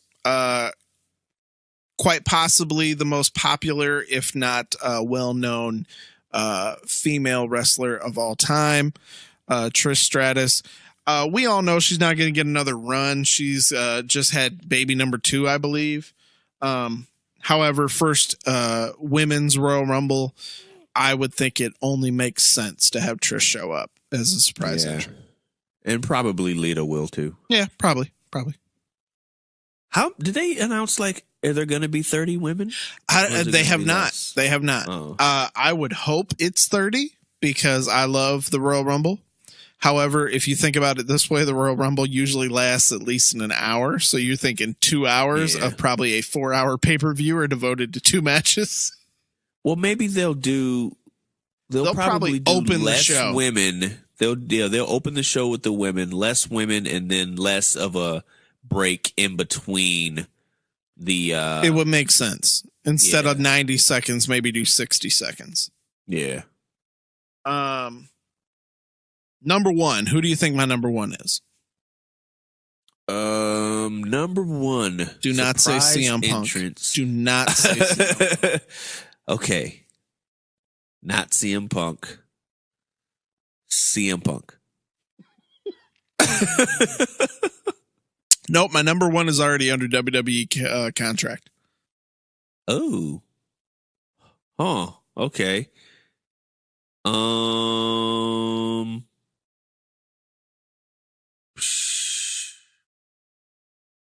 WWE contract. Is he in NXT? Yes. Huh. Eric Young. No. Damn it. Okay. Who? Aleister Black. Oh, yeah. I think you could keep him in NXT a little bit longer. In my opinion, though, he doesn't need it. Not at all. The character is there. The in-ring is there. He's already well learned how to play to the camera. Yeah. If anything could use a shot in the arm, it is the main roster on whatever show he ends up in. And the dude will print money for you. He definitely will. If you are looking for the next, I won't go as far as to 100% say CM Punk in terms of character, but in terms of that it factor that people just latch onto. Yeah. It's Aleister Black. But he doesn't have a catchphrase. Doesn't matter. He does not need one. Fade. They'll give him one. Oh, they'll give him one. He'll start saying fade to black more often. Yeah. And you will fade to black. It'll be his rest in peace. Yeah. Yeah, definitely. Yep. Fade to black. Yeah. I think I'm right on that. And I hope that it happens. I hope. If not, I do too. I hope that after Mania, if they do another superstar shakeup, that he makes his way up to the main roster. I do not think you need to waste any more time in keeping him in NXT. I definitely believe that. I agree with you wholeheartedly on that one. I really want to see Eric Young up, though. I think he will be. I think he will be fairly soon, actually. Because he doesn't need any more retooling. He's got it. Yeah. The fans will eat him up. And if they even decide to turn him face, he could still pull off that EY from TNA. Mm-hmm. That kind of crazy, quirky, lovable fan. Every character eventually becomes a comedy character. Yeah. To a point. Yeah. I mean, Rusev. They were shitting on Rusev. Yeah. And now he's found this Rusev Day that God bless him for finding it, because it's fucking incredible. It is. Fucking Braun Strowman, when the wheels fall off of that character. I mean, did you see the elf thing that they did with him? No. You didn't? No. Oh, look it up right now. Look it up. He did a video that was on Twitter for Christmas where he played Buddy the Elf. And Braun did or Rusev did? Braun Strowman. Oh, Lord. Where he was like reenacting scenes from the movie Elf, and he had the whole back and forth with, you've seen Elf, right? Yes. The Peter Dinklage scene. Oh, God. Except instead of a little person, it was Drew Gulak. And Braun's fucking funny. He's good. Dude. So eventually he'll become a goofy character. He'll become a goofball character that when you piss him off, the switch flips and the monster comes out. Yeah. So he's got to be Joseph Park. There you go. All right, let's breeze through this mailbag because we've been talking way too long. I guarantee you. I don't want to go through any of this. If you guys are still listening, we love you. We'll do it quick. Ready? All right. Ready? It's time to dip our hands into the mailbag. First question comes from Chris Richardson. We need to have Chris back on the show soon. We do, probably next week. Sounds like a plan. Maybe I'll reach out to him. I'll reach out to him. Chris, if you're listening, he you know what? I'm horrible. He was going to come on with his son.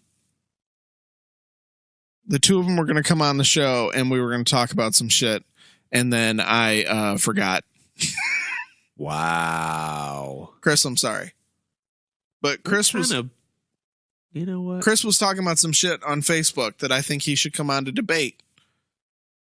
And it was talking about influential bands. And his pick for one of the most influential bands in history besides the Beatles is probably something that some people will argue with him about. And I offered him the platform to talk about it on our show. I agree. All right. So, bring him in. Chris's question, and it's more a statement than a question. Oh, Lord. Will Wrestle Kingdom be better than Mania, and why is the answer yes? Yes, it will.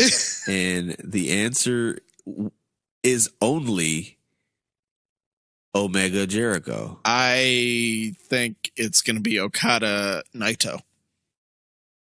And that is also why. Yeah. Because you don't know. You don't know. But can I say 2 5-star matches? And I don't think this is going to sound too Markish when I say it, but I don't care if it does. I'm really excited for Wrestle Kingdom. Me too. It's in a few days, bro. Holy shit. When? January 4th. Holy shit. Yeah, man. Wrestle What's Kingdom. today? January 4th. Today is. Oh, wow. That's next week, bro. That's right. It's a Thursday. Hey, what time is it going to be, though? Oh, because it's Japan, it'll be in the middle of the night. It'll be early morning. Oh, that's a bunch of bullshit. I know. So we'll have to avoid spoilers and Friday night the 5th, because I think the 4th is a Thursday. We'll have to watch it. Bruh. You have access to my New Japan World account. I do. That's right. I was wondering why. I was like, wait a minute. I've got New Japan? And I was like, oh, yeah. It's Robb's. Forgot I logged in for a little bit there, buddy. It's all right. Whatever. Next question from our boy Mario over at the Superiority Complex. What up, though? Mario asks, I'm sure someone has probably asked, but what would your entrance music be? Ooh. I already know what mine is. Whoa. What is it? I actually entered to this music once at a wedding. And I was wearing a kung fu outfit. It's a long story. Like, what? At a cosplay wedding? Jeff Rowland's wedding. Oh. Yeah, exactly. Final Countdown by Europe. Was I invited to Jeff's wedding? You were not. Wow. Yeah, I know. Really? Yeah. Why were you invited to Jeff's wedding? I don't know. I think Steph hated me for something. I think Steph hated me too, but whatever. The Final Countdown by Europe is my entrance music. Long before it was Daniel Bryan's on the independent scene, that was my song. All right. What's your entrance music? Oh. I don't know. I'd say it'd probably be something by DMX. Speaking of DMX, shout out to Home Video Hustle. I had never heard it before. Did you ever hear DMX doing Rudolph the Red-Nosed Reindeer? Yes, it's the best. Holy shit. Rudolph the Red-Nosed Reindeer had a very shiny nose. And if you ever saw it, you would even say it, Glow. Come on, come on.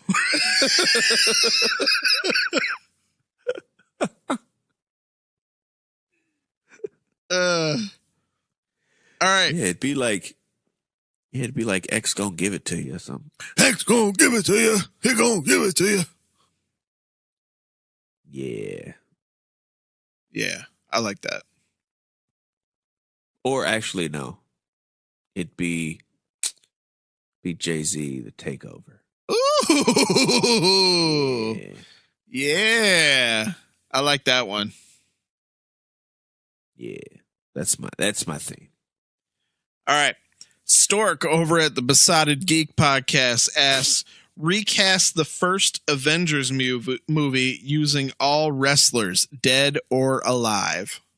Ooh. I like that question. Yeah. All right, Stork. No matter what anybody says about you, I love you. I'm going to recast the Avengers movie, and I'm also going to rewrite the Avengers movie because this Avengers movie is going to have Wolverine in it, and it's going to be Chris Benoit. Oh, my God. Yeah. Wow. I think the record scratch sound effect should have came in right there when you said that.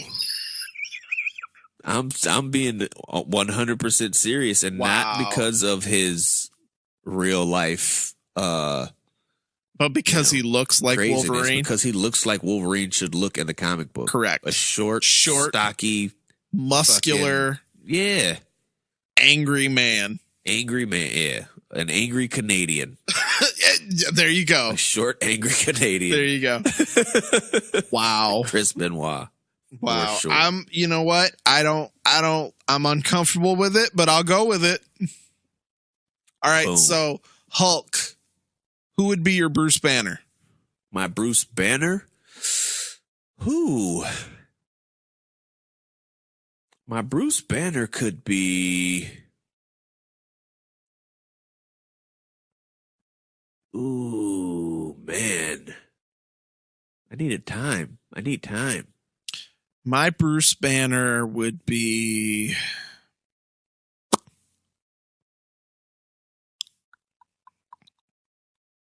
I'm going through the archives. My Bruce Banner would be Daniel Bryan.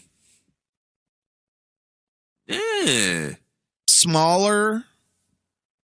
Wears flannel. Throw some glasses on that guy. Throw some glasses on him. He looks like a hipster math teacher. But when he hulks out, throw some green paint on Nathan Jones. And that's your Hulk. All right. Thor. John Cena. No. John Cena is not Thor. How is he not Thor? John Cena is Captain America. Oh, yeah. 100%. Right. Salute and everything. Yeah, you're right. I take it back. Thor would be Triple H. There you go. Yeah. Triple H with hair. With hair. Yes. Yeah. Already kind of looks hammer. like Thor with his giant Norse nose. His Norse nose and his giant sledgehammer Mjolnir. Yeah. Yeah. Who would be Black Widow? Black Widow. Ivory. What? No, not Ivory. No. Victoria. Oh. Yeah. Ah, yeah, Victoria. Yeah. Victoria. All that ass. Love you, Victoria. Victoria. Yeah. Wow. Who's your Iron Man? My Iron Man. As far as the delivery of the lines, it would be CM Punk. But the look would not be Iron Man. But the look wouldn't be there, no. No. But the snarky delivery of the lines, that would have to be CM Punk. Yeah, for sure. But who would the look be? Who looks like Randy Orton Man. Evolution days? No.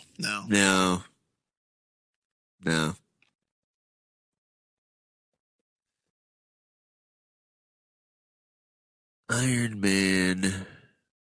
Man, Tony Stark, WWE. This is hard. This is a hard question. Wow. You should have teed this one up earlier. Sorry, man. We could have did some research on this. It ain't my fault that you weren't recording. Fuck you, guy. Fuck you up your stupid asses. I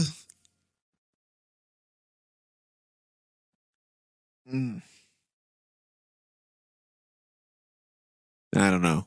Don't Moving know. on. We'll pass. We're allowed to. It's our show. Right.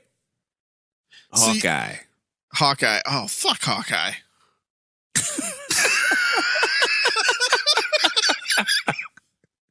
Does anybody give a fuck about Hawkeye?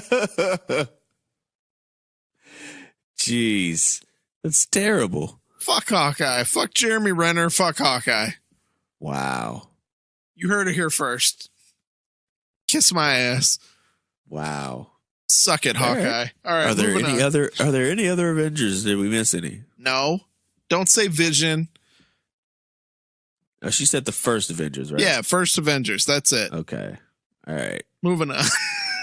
I'm gonna think about Tony Stark though. Broadcast podcast. If you could rewrite history, which 3 wrestlers would you have sent from WWF to WCW and from WCW to WWF during the Attitude Era? During the Attitude Era, I would have sent Triple H, Shawn Michaels, and China. Yep. To WCW. Yep. To join the NWO, and I would have traded them with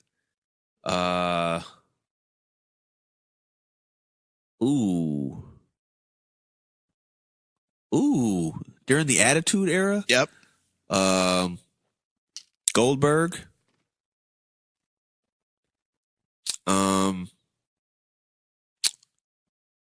Who else could I have seen?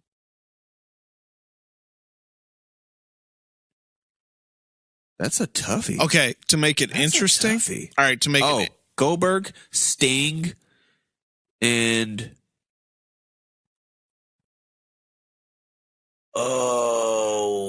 shit. One more. I'm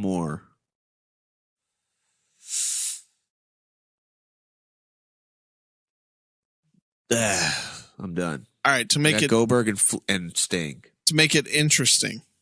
Okay? Mm-hmm. Because make no mistake about it, I think WCW was a sinking ship. It would have closed no matter who you would have sent. Okay? I think the way that Bischoff managed the company, it was going to go under no matter what. He had, you heard the stories, buying new leather jackets in every town because he couldn't be bothered to pack it, shit like that. Just the wasted money. I think from WWF to WCW, Undertaker. From WCW to WWF,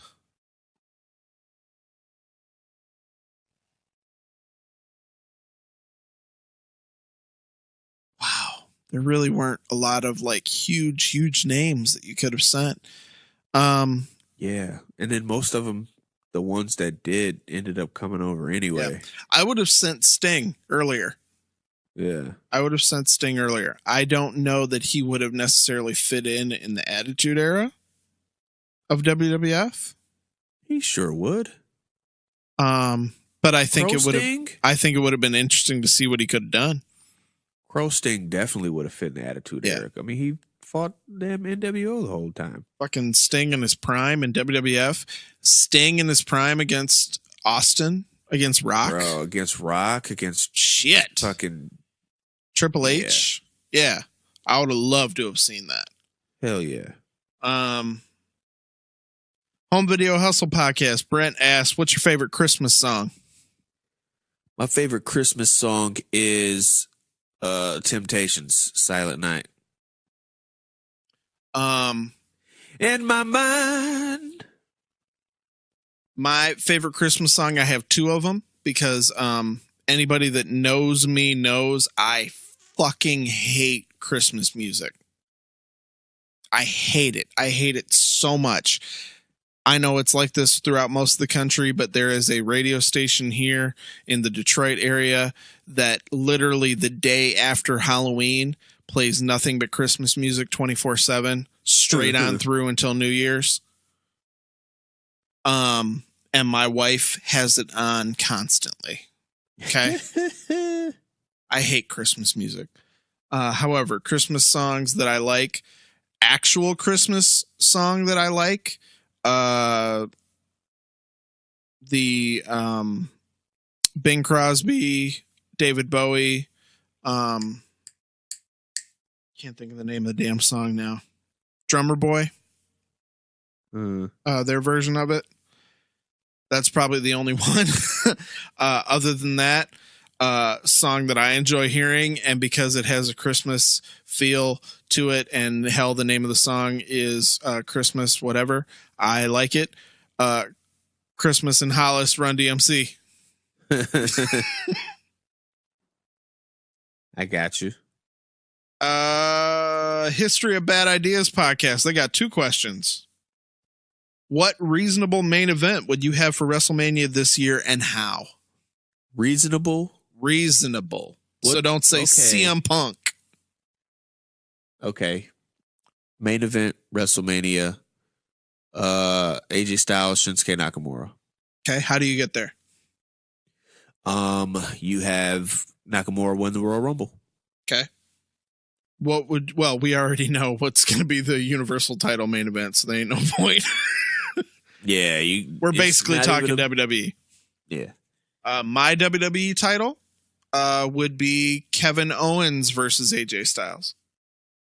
And how I would get there, Royal Rumble, Kevin Owens and Sami Zayn team up and take everybody else out. And then when the end of the match comes and it's just Kevin Owens and Sami, they fight over, and not necessarily like real fight, but they argue over who's going to step out first. And they do the paper, rock, scissors. And then just as Sami is getting ready to step over the top rope, Kevin tries to say, no, I'm going to do it. Sami says no. They both step out together, thinking that means they both win. And then the storyline is there is no winner, and they have a fatal 4-way of the final 4 people at the next pay-per-view to determine who's going to be the winner of the Rumble. And it turns out that Kevin Owens wins the match. Oh, some TNA book in there, but there you go, buddy. And then they have a reverse Royal Rumble. And then they have a reverse ladder match where they have to, where instead of taking something down, they got to climb up the ladder and hang it. History of Bad Ideas is their next question. You are starting a new federation. Who are the top 5 wrestlers you sign? From anywhere in the world? Sure. Probably Okada, Omega, AJ, Finn, and Charlotte Flair. Ooh, nice. I would go AJ. I would go Charlotte. I would go Kevin Owens.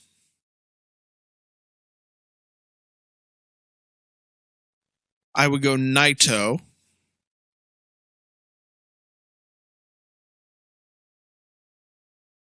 And I would go Aleister Black. I love Aleister Black. Notice I didn't say Omega or Young Bucks. Yeah, you didn't. Nope. Because you're stupid. Nope.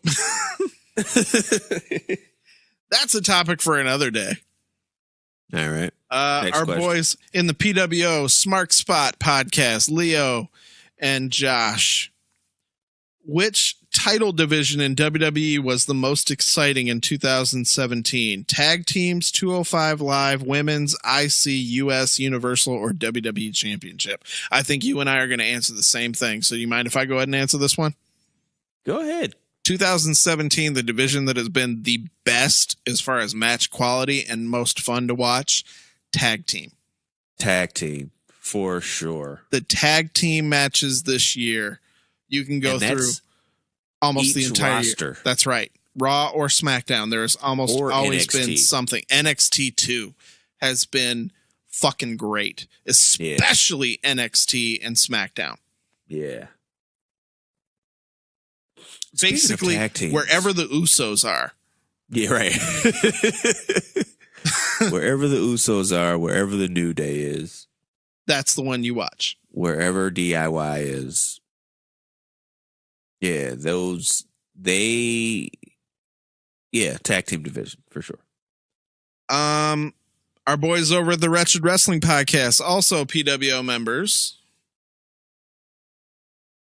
With Ronda Rousey rumored to join WWE soon, Asuka's dominance and the call up of Absolution and the Riot Squad, where does Carmella fit in with the Money in the Bank briefcase? She fits in nowhere, actually, because the only thing that was actually making her relevant at the time was fucking... Don't say James Ellsworth. James Ellsworth. God damn you. Am I wrong? No. Having James Ellsworth on a fucking leash, drinking out of a bowl. I think that's where she fell off. I don't. I think that's where it was starting to pick up.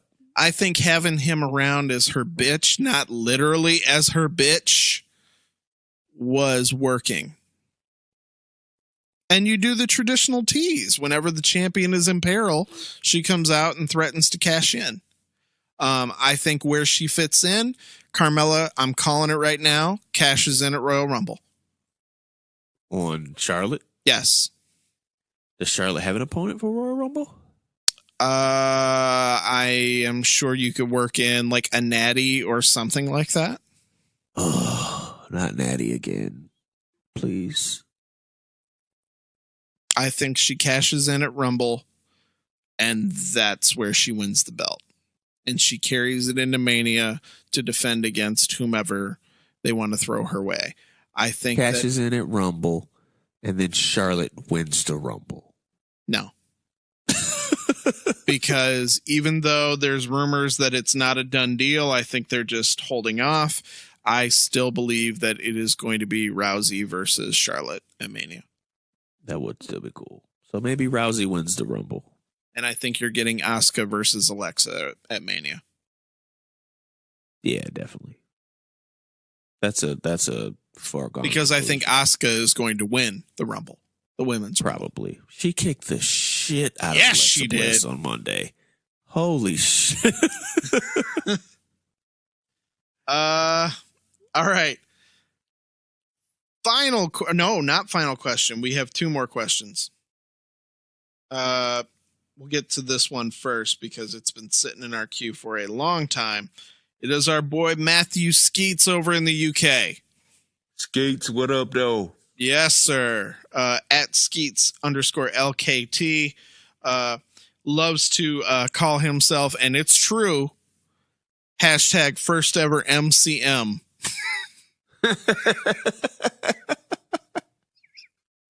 Skeets is the first Man Crush Monday. Skeet. He says, my question to you both is, how and when do you think they will book Carmella cashing in Money in the Bank? He says, personally, I think they might do a cash in on the SmackDown before the Royal Rumble, meaning Charlotte can enter the Women's Rumble match and have a face-off with the debuting Ronda Rousey. And then he wishes us a Merry Christmas and Happy New Year. Such a gentleman, that Skeets. You're so sweet, Skeets. Obviously you heard what I think is going to happen with Carmella. What do you think is going to happen? I don't think she's going to cash in at Rumble. I think she will cash in at Mania. Really? Yep. Because the hype is going to be probably on this whole Charlotte Rousey match. So regardless, they're going to have probably a really long, really drawn out match. So they're going to have their match. They're going to both be hella exhausted. One of them will come out the victor, and then that's when Carmella will come out and pounce. All right. I can deal with that. Yeah. All right. Final question, or more, I should say questions. And let me read you this shit. Okay. All right. And I think it's fine that we're ending on this shit, because here's where I say I steal from our boys at the Home Video Hustle and say hashtag fuck up, Phil. Our boy Phil over at the Useless Debates podcast. This fucking guy. So you remember the question I asked a little bit ago from our boy Stark over at Besotted Geek? Mm-hmm. Phil responds to our tweet where I'm asking for questions and asks the question, recast the Avengers using wrestlers past and present. only difference to his question was, who's Thanos? To which Stork replied, that first one's pretty original.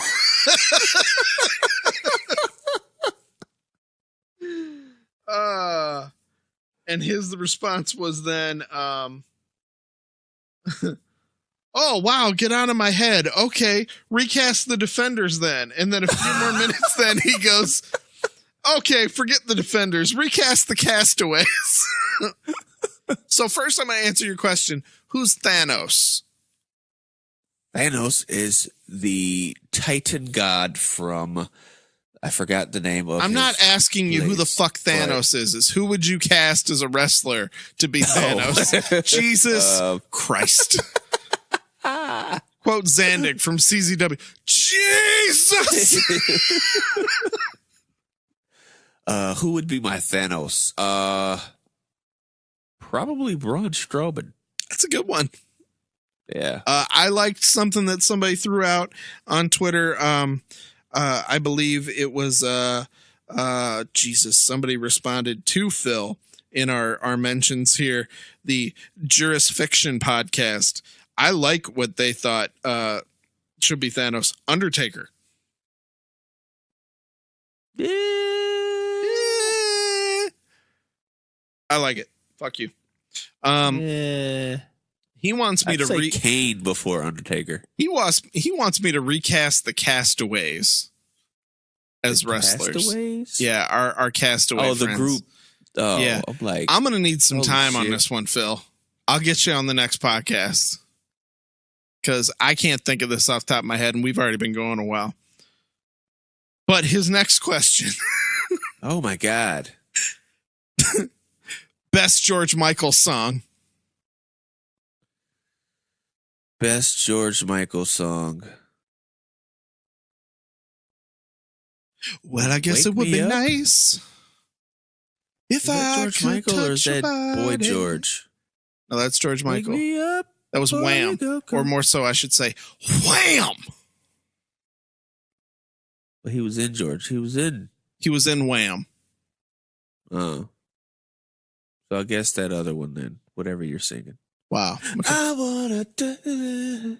I know not everybody got a body like you, but I gotta think twice before I give my heart away. And I know all the games you play because I play them too.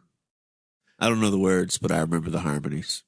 Need some time off from that emotion before you put my heart on. Oh. You like that? Finish it.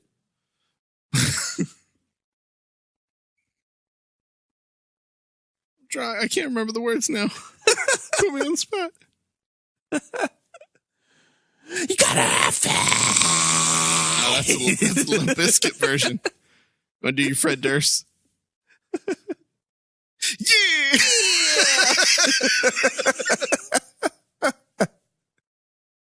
Well, I gotta have it. Oh, you know what? Thought you were going to say freedom. What? Freedom. Freedom. Freedom. Why would it be freedom, Rob? Why do you think, Cliff? Why? Yeah, I'm going to go with that. Whatever you said.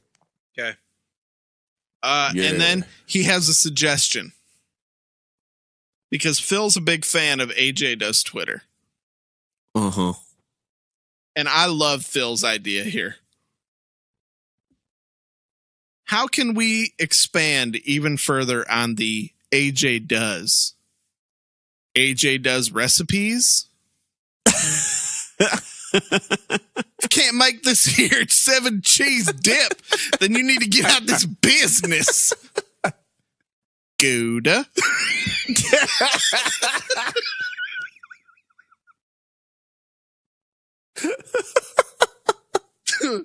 which he then keeps going because the Jurisfiction podcast jumped in and started playing along with it. Now, I don't know if they listen to our show, and if you do, Jurisfiction, I apologize. Why haven't you reached out sooner? However, he then responds with, AJ does your taxes? To which Phil responds with, can't figure out your mileage deductions and you need to get out this business. W4. Jurisfiction then jumped in with, if you can't total your gains from capital investments for your farm, then you need to get out this business. Yow. So I think we're on to something. Oh, shit. I think we need to come up with different jobs. AJ does whatever. AJ does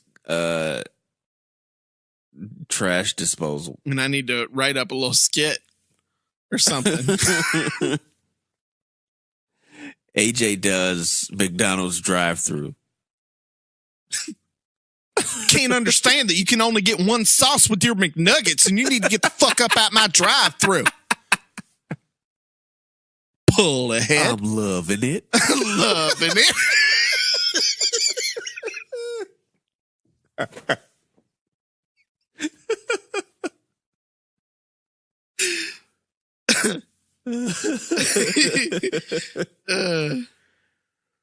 That's great. Oh, I'm sleepy. Yeah. I think we're about done. So I don't even know what time it is. It's you don't want to know. 2017, you got anything to say? 2017 was a year. Sure was. It came. It was a year. It came. And it went. However, we spent most of 2017 doing the show. We did. Do you have any? Actually, I know we got all sappy on Thanksgiving, but I want to thank all the people who have stuck with us through this this crazy journey we call WNA. Yep. Especially since over the last few weeks we've kind of changed the format a bit. Yeah. So for those that stuck around and are still with us, we appreciate you guys. And we're glad that, you know, you allow us to kind of spread our wings a little bit more, and not really pigeonhole ourselves into only discussing one topic when both myself and Mr. English over here are so well versed in the knowledge of nerddom. And even though Rob doesn't see any of the movies, but I do eventually. Yeah, eventually he will. But yeah, I just appreciate you guys. So I think 2017 has been a really, really great experience. It's been a really good growing experience for myself and this podcast. So I appreciate you guys, and I hope you guys have a happy, happy, happy New Year. I'm going to piggyback on that and agree 100%. As we stated in our Thanksgiving episode, this has become something that I never knew how much I would enjoy doing. And the fact that I get to do it every week, and I get to spend an hour or two goofing around with my best friend, even though he's several states away. You know, this show gives me an excuse to do so, and it gives me an excuse to talk about the kind of things that we love talking about. You know, wrestling, comic books, movies, TV shows, whatever, the kind of stuff that made him and I become so close. I now get to talk about it, and we get to talk about it on recording, and there's actually people that listen to us, not just in the United States, but in the UK, in Australia, in New Zealand, we've got listeners in Scotland and Ireland now, Canada. It's not just here. For a while, I thought it was just going to be 12 people in Michigan listening to the show. Right. But we're my cousins and your uncles. Right. well past that. And it's absolutely humbling and awesome to know that there are people that tune in every week because they love to hear us do something that I enjoy doing and have always enjoyed doing. I just want to make people laugh. I just want to make people laugh and smile and forget about whatever the fuck's going on in their life. Have a good time, because that's, that's what matters. We don't know how much longer we got. Life no matter how old you are, when you look at the grand scheme of things, life's over in the blink of an eye. And it's not about what you what was it? I want to say it verbatim because I thought it was a great saying. Our boy Tom over at the Broadcast, we were talking about some stuff, and friend of ours was going through a rough patch, and Tom offered some advice, and I thought it was absolutely amazing how he worded this, and I want to get it right because I thought it was damn good. Give me 1 second here. All right. I'll cut it to where you find it.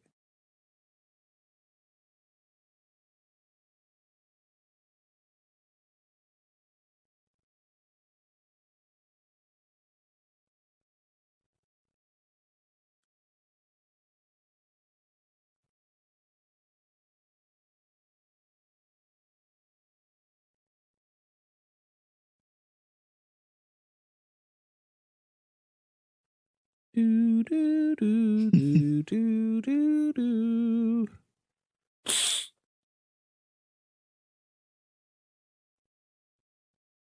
Get out of this business.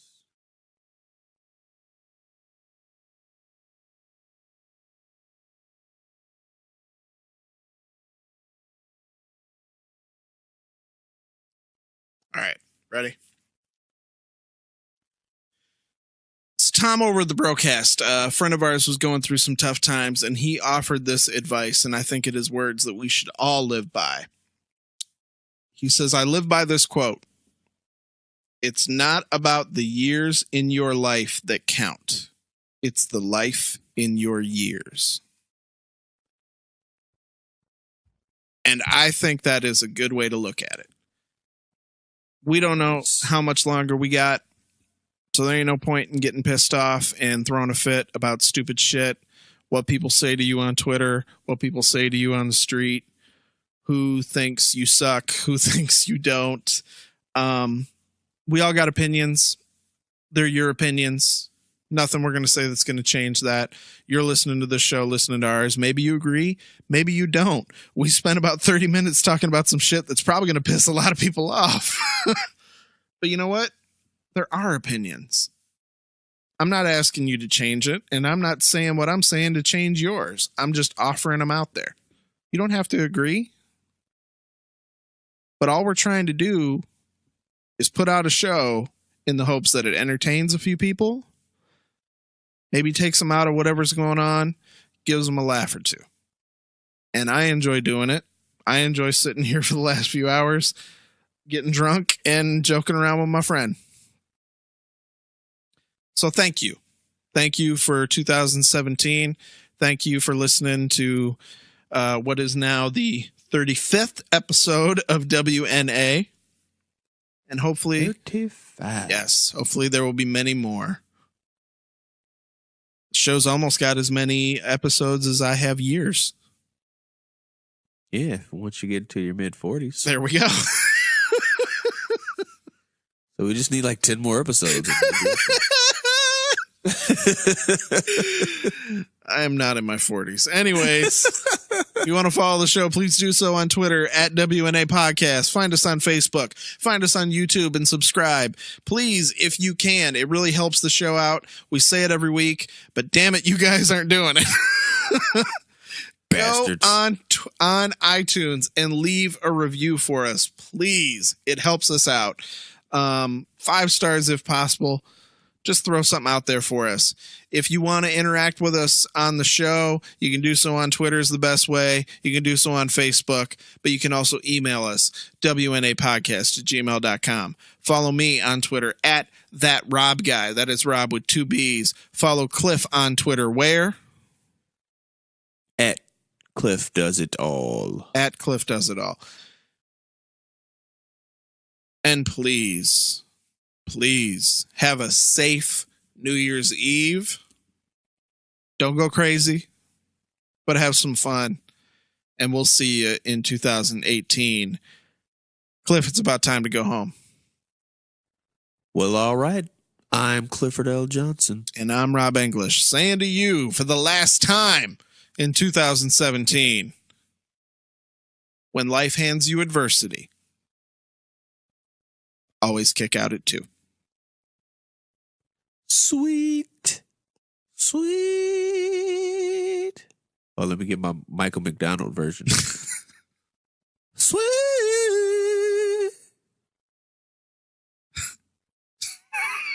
I don't know what to say. Happy New Year, everybody. See you in 2018. Happy New Year.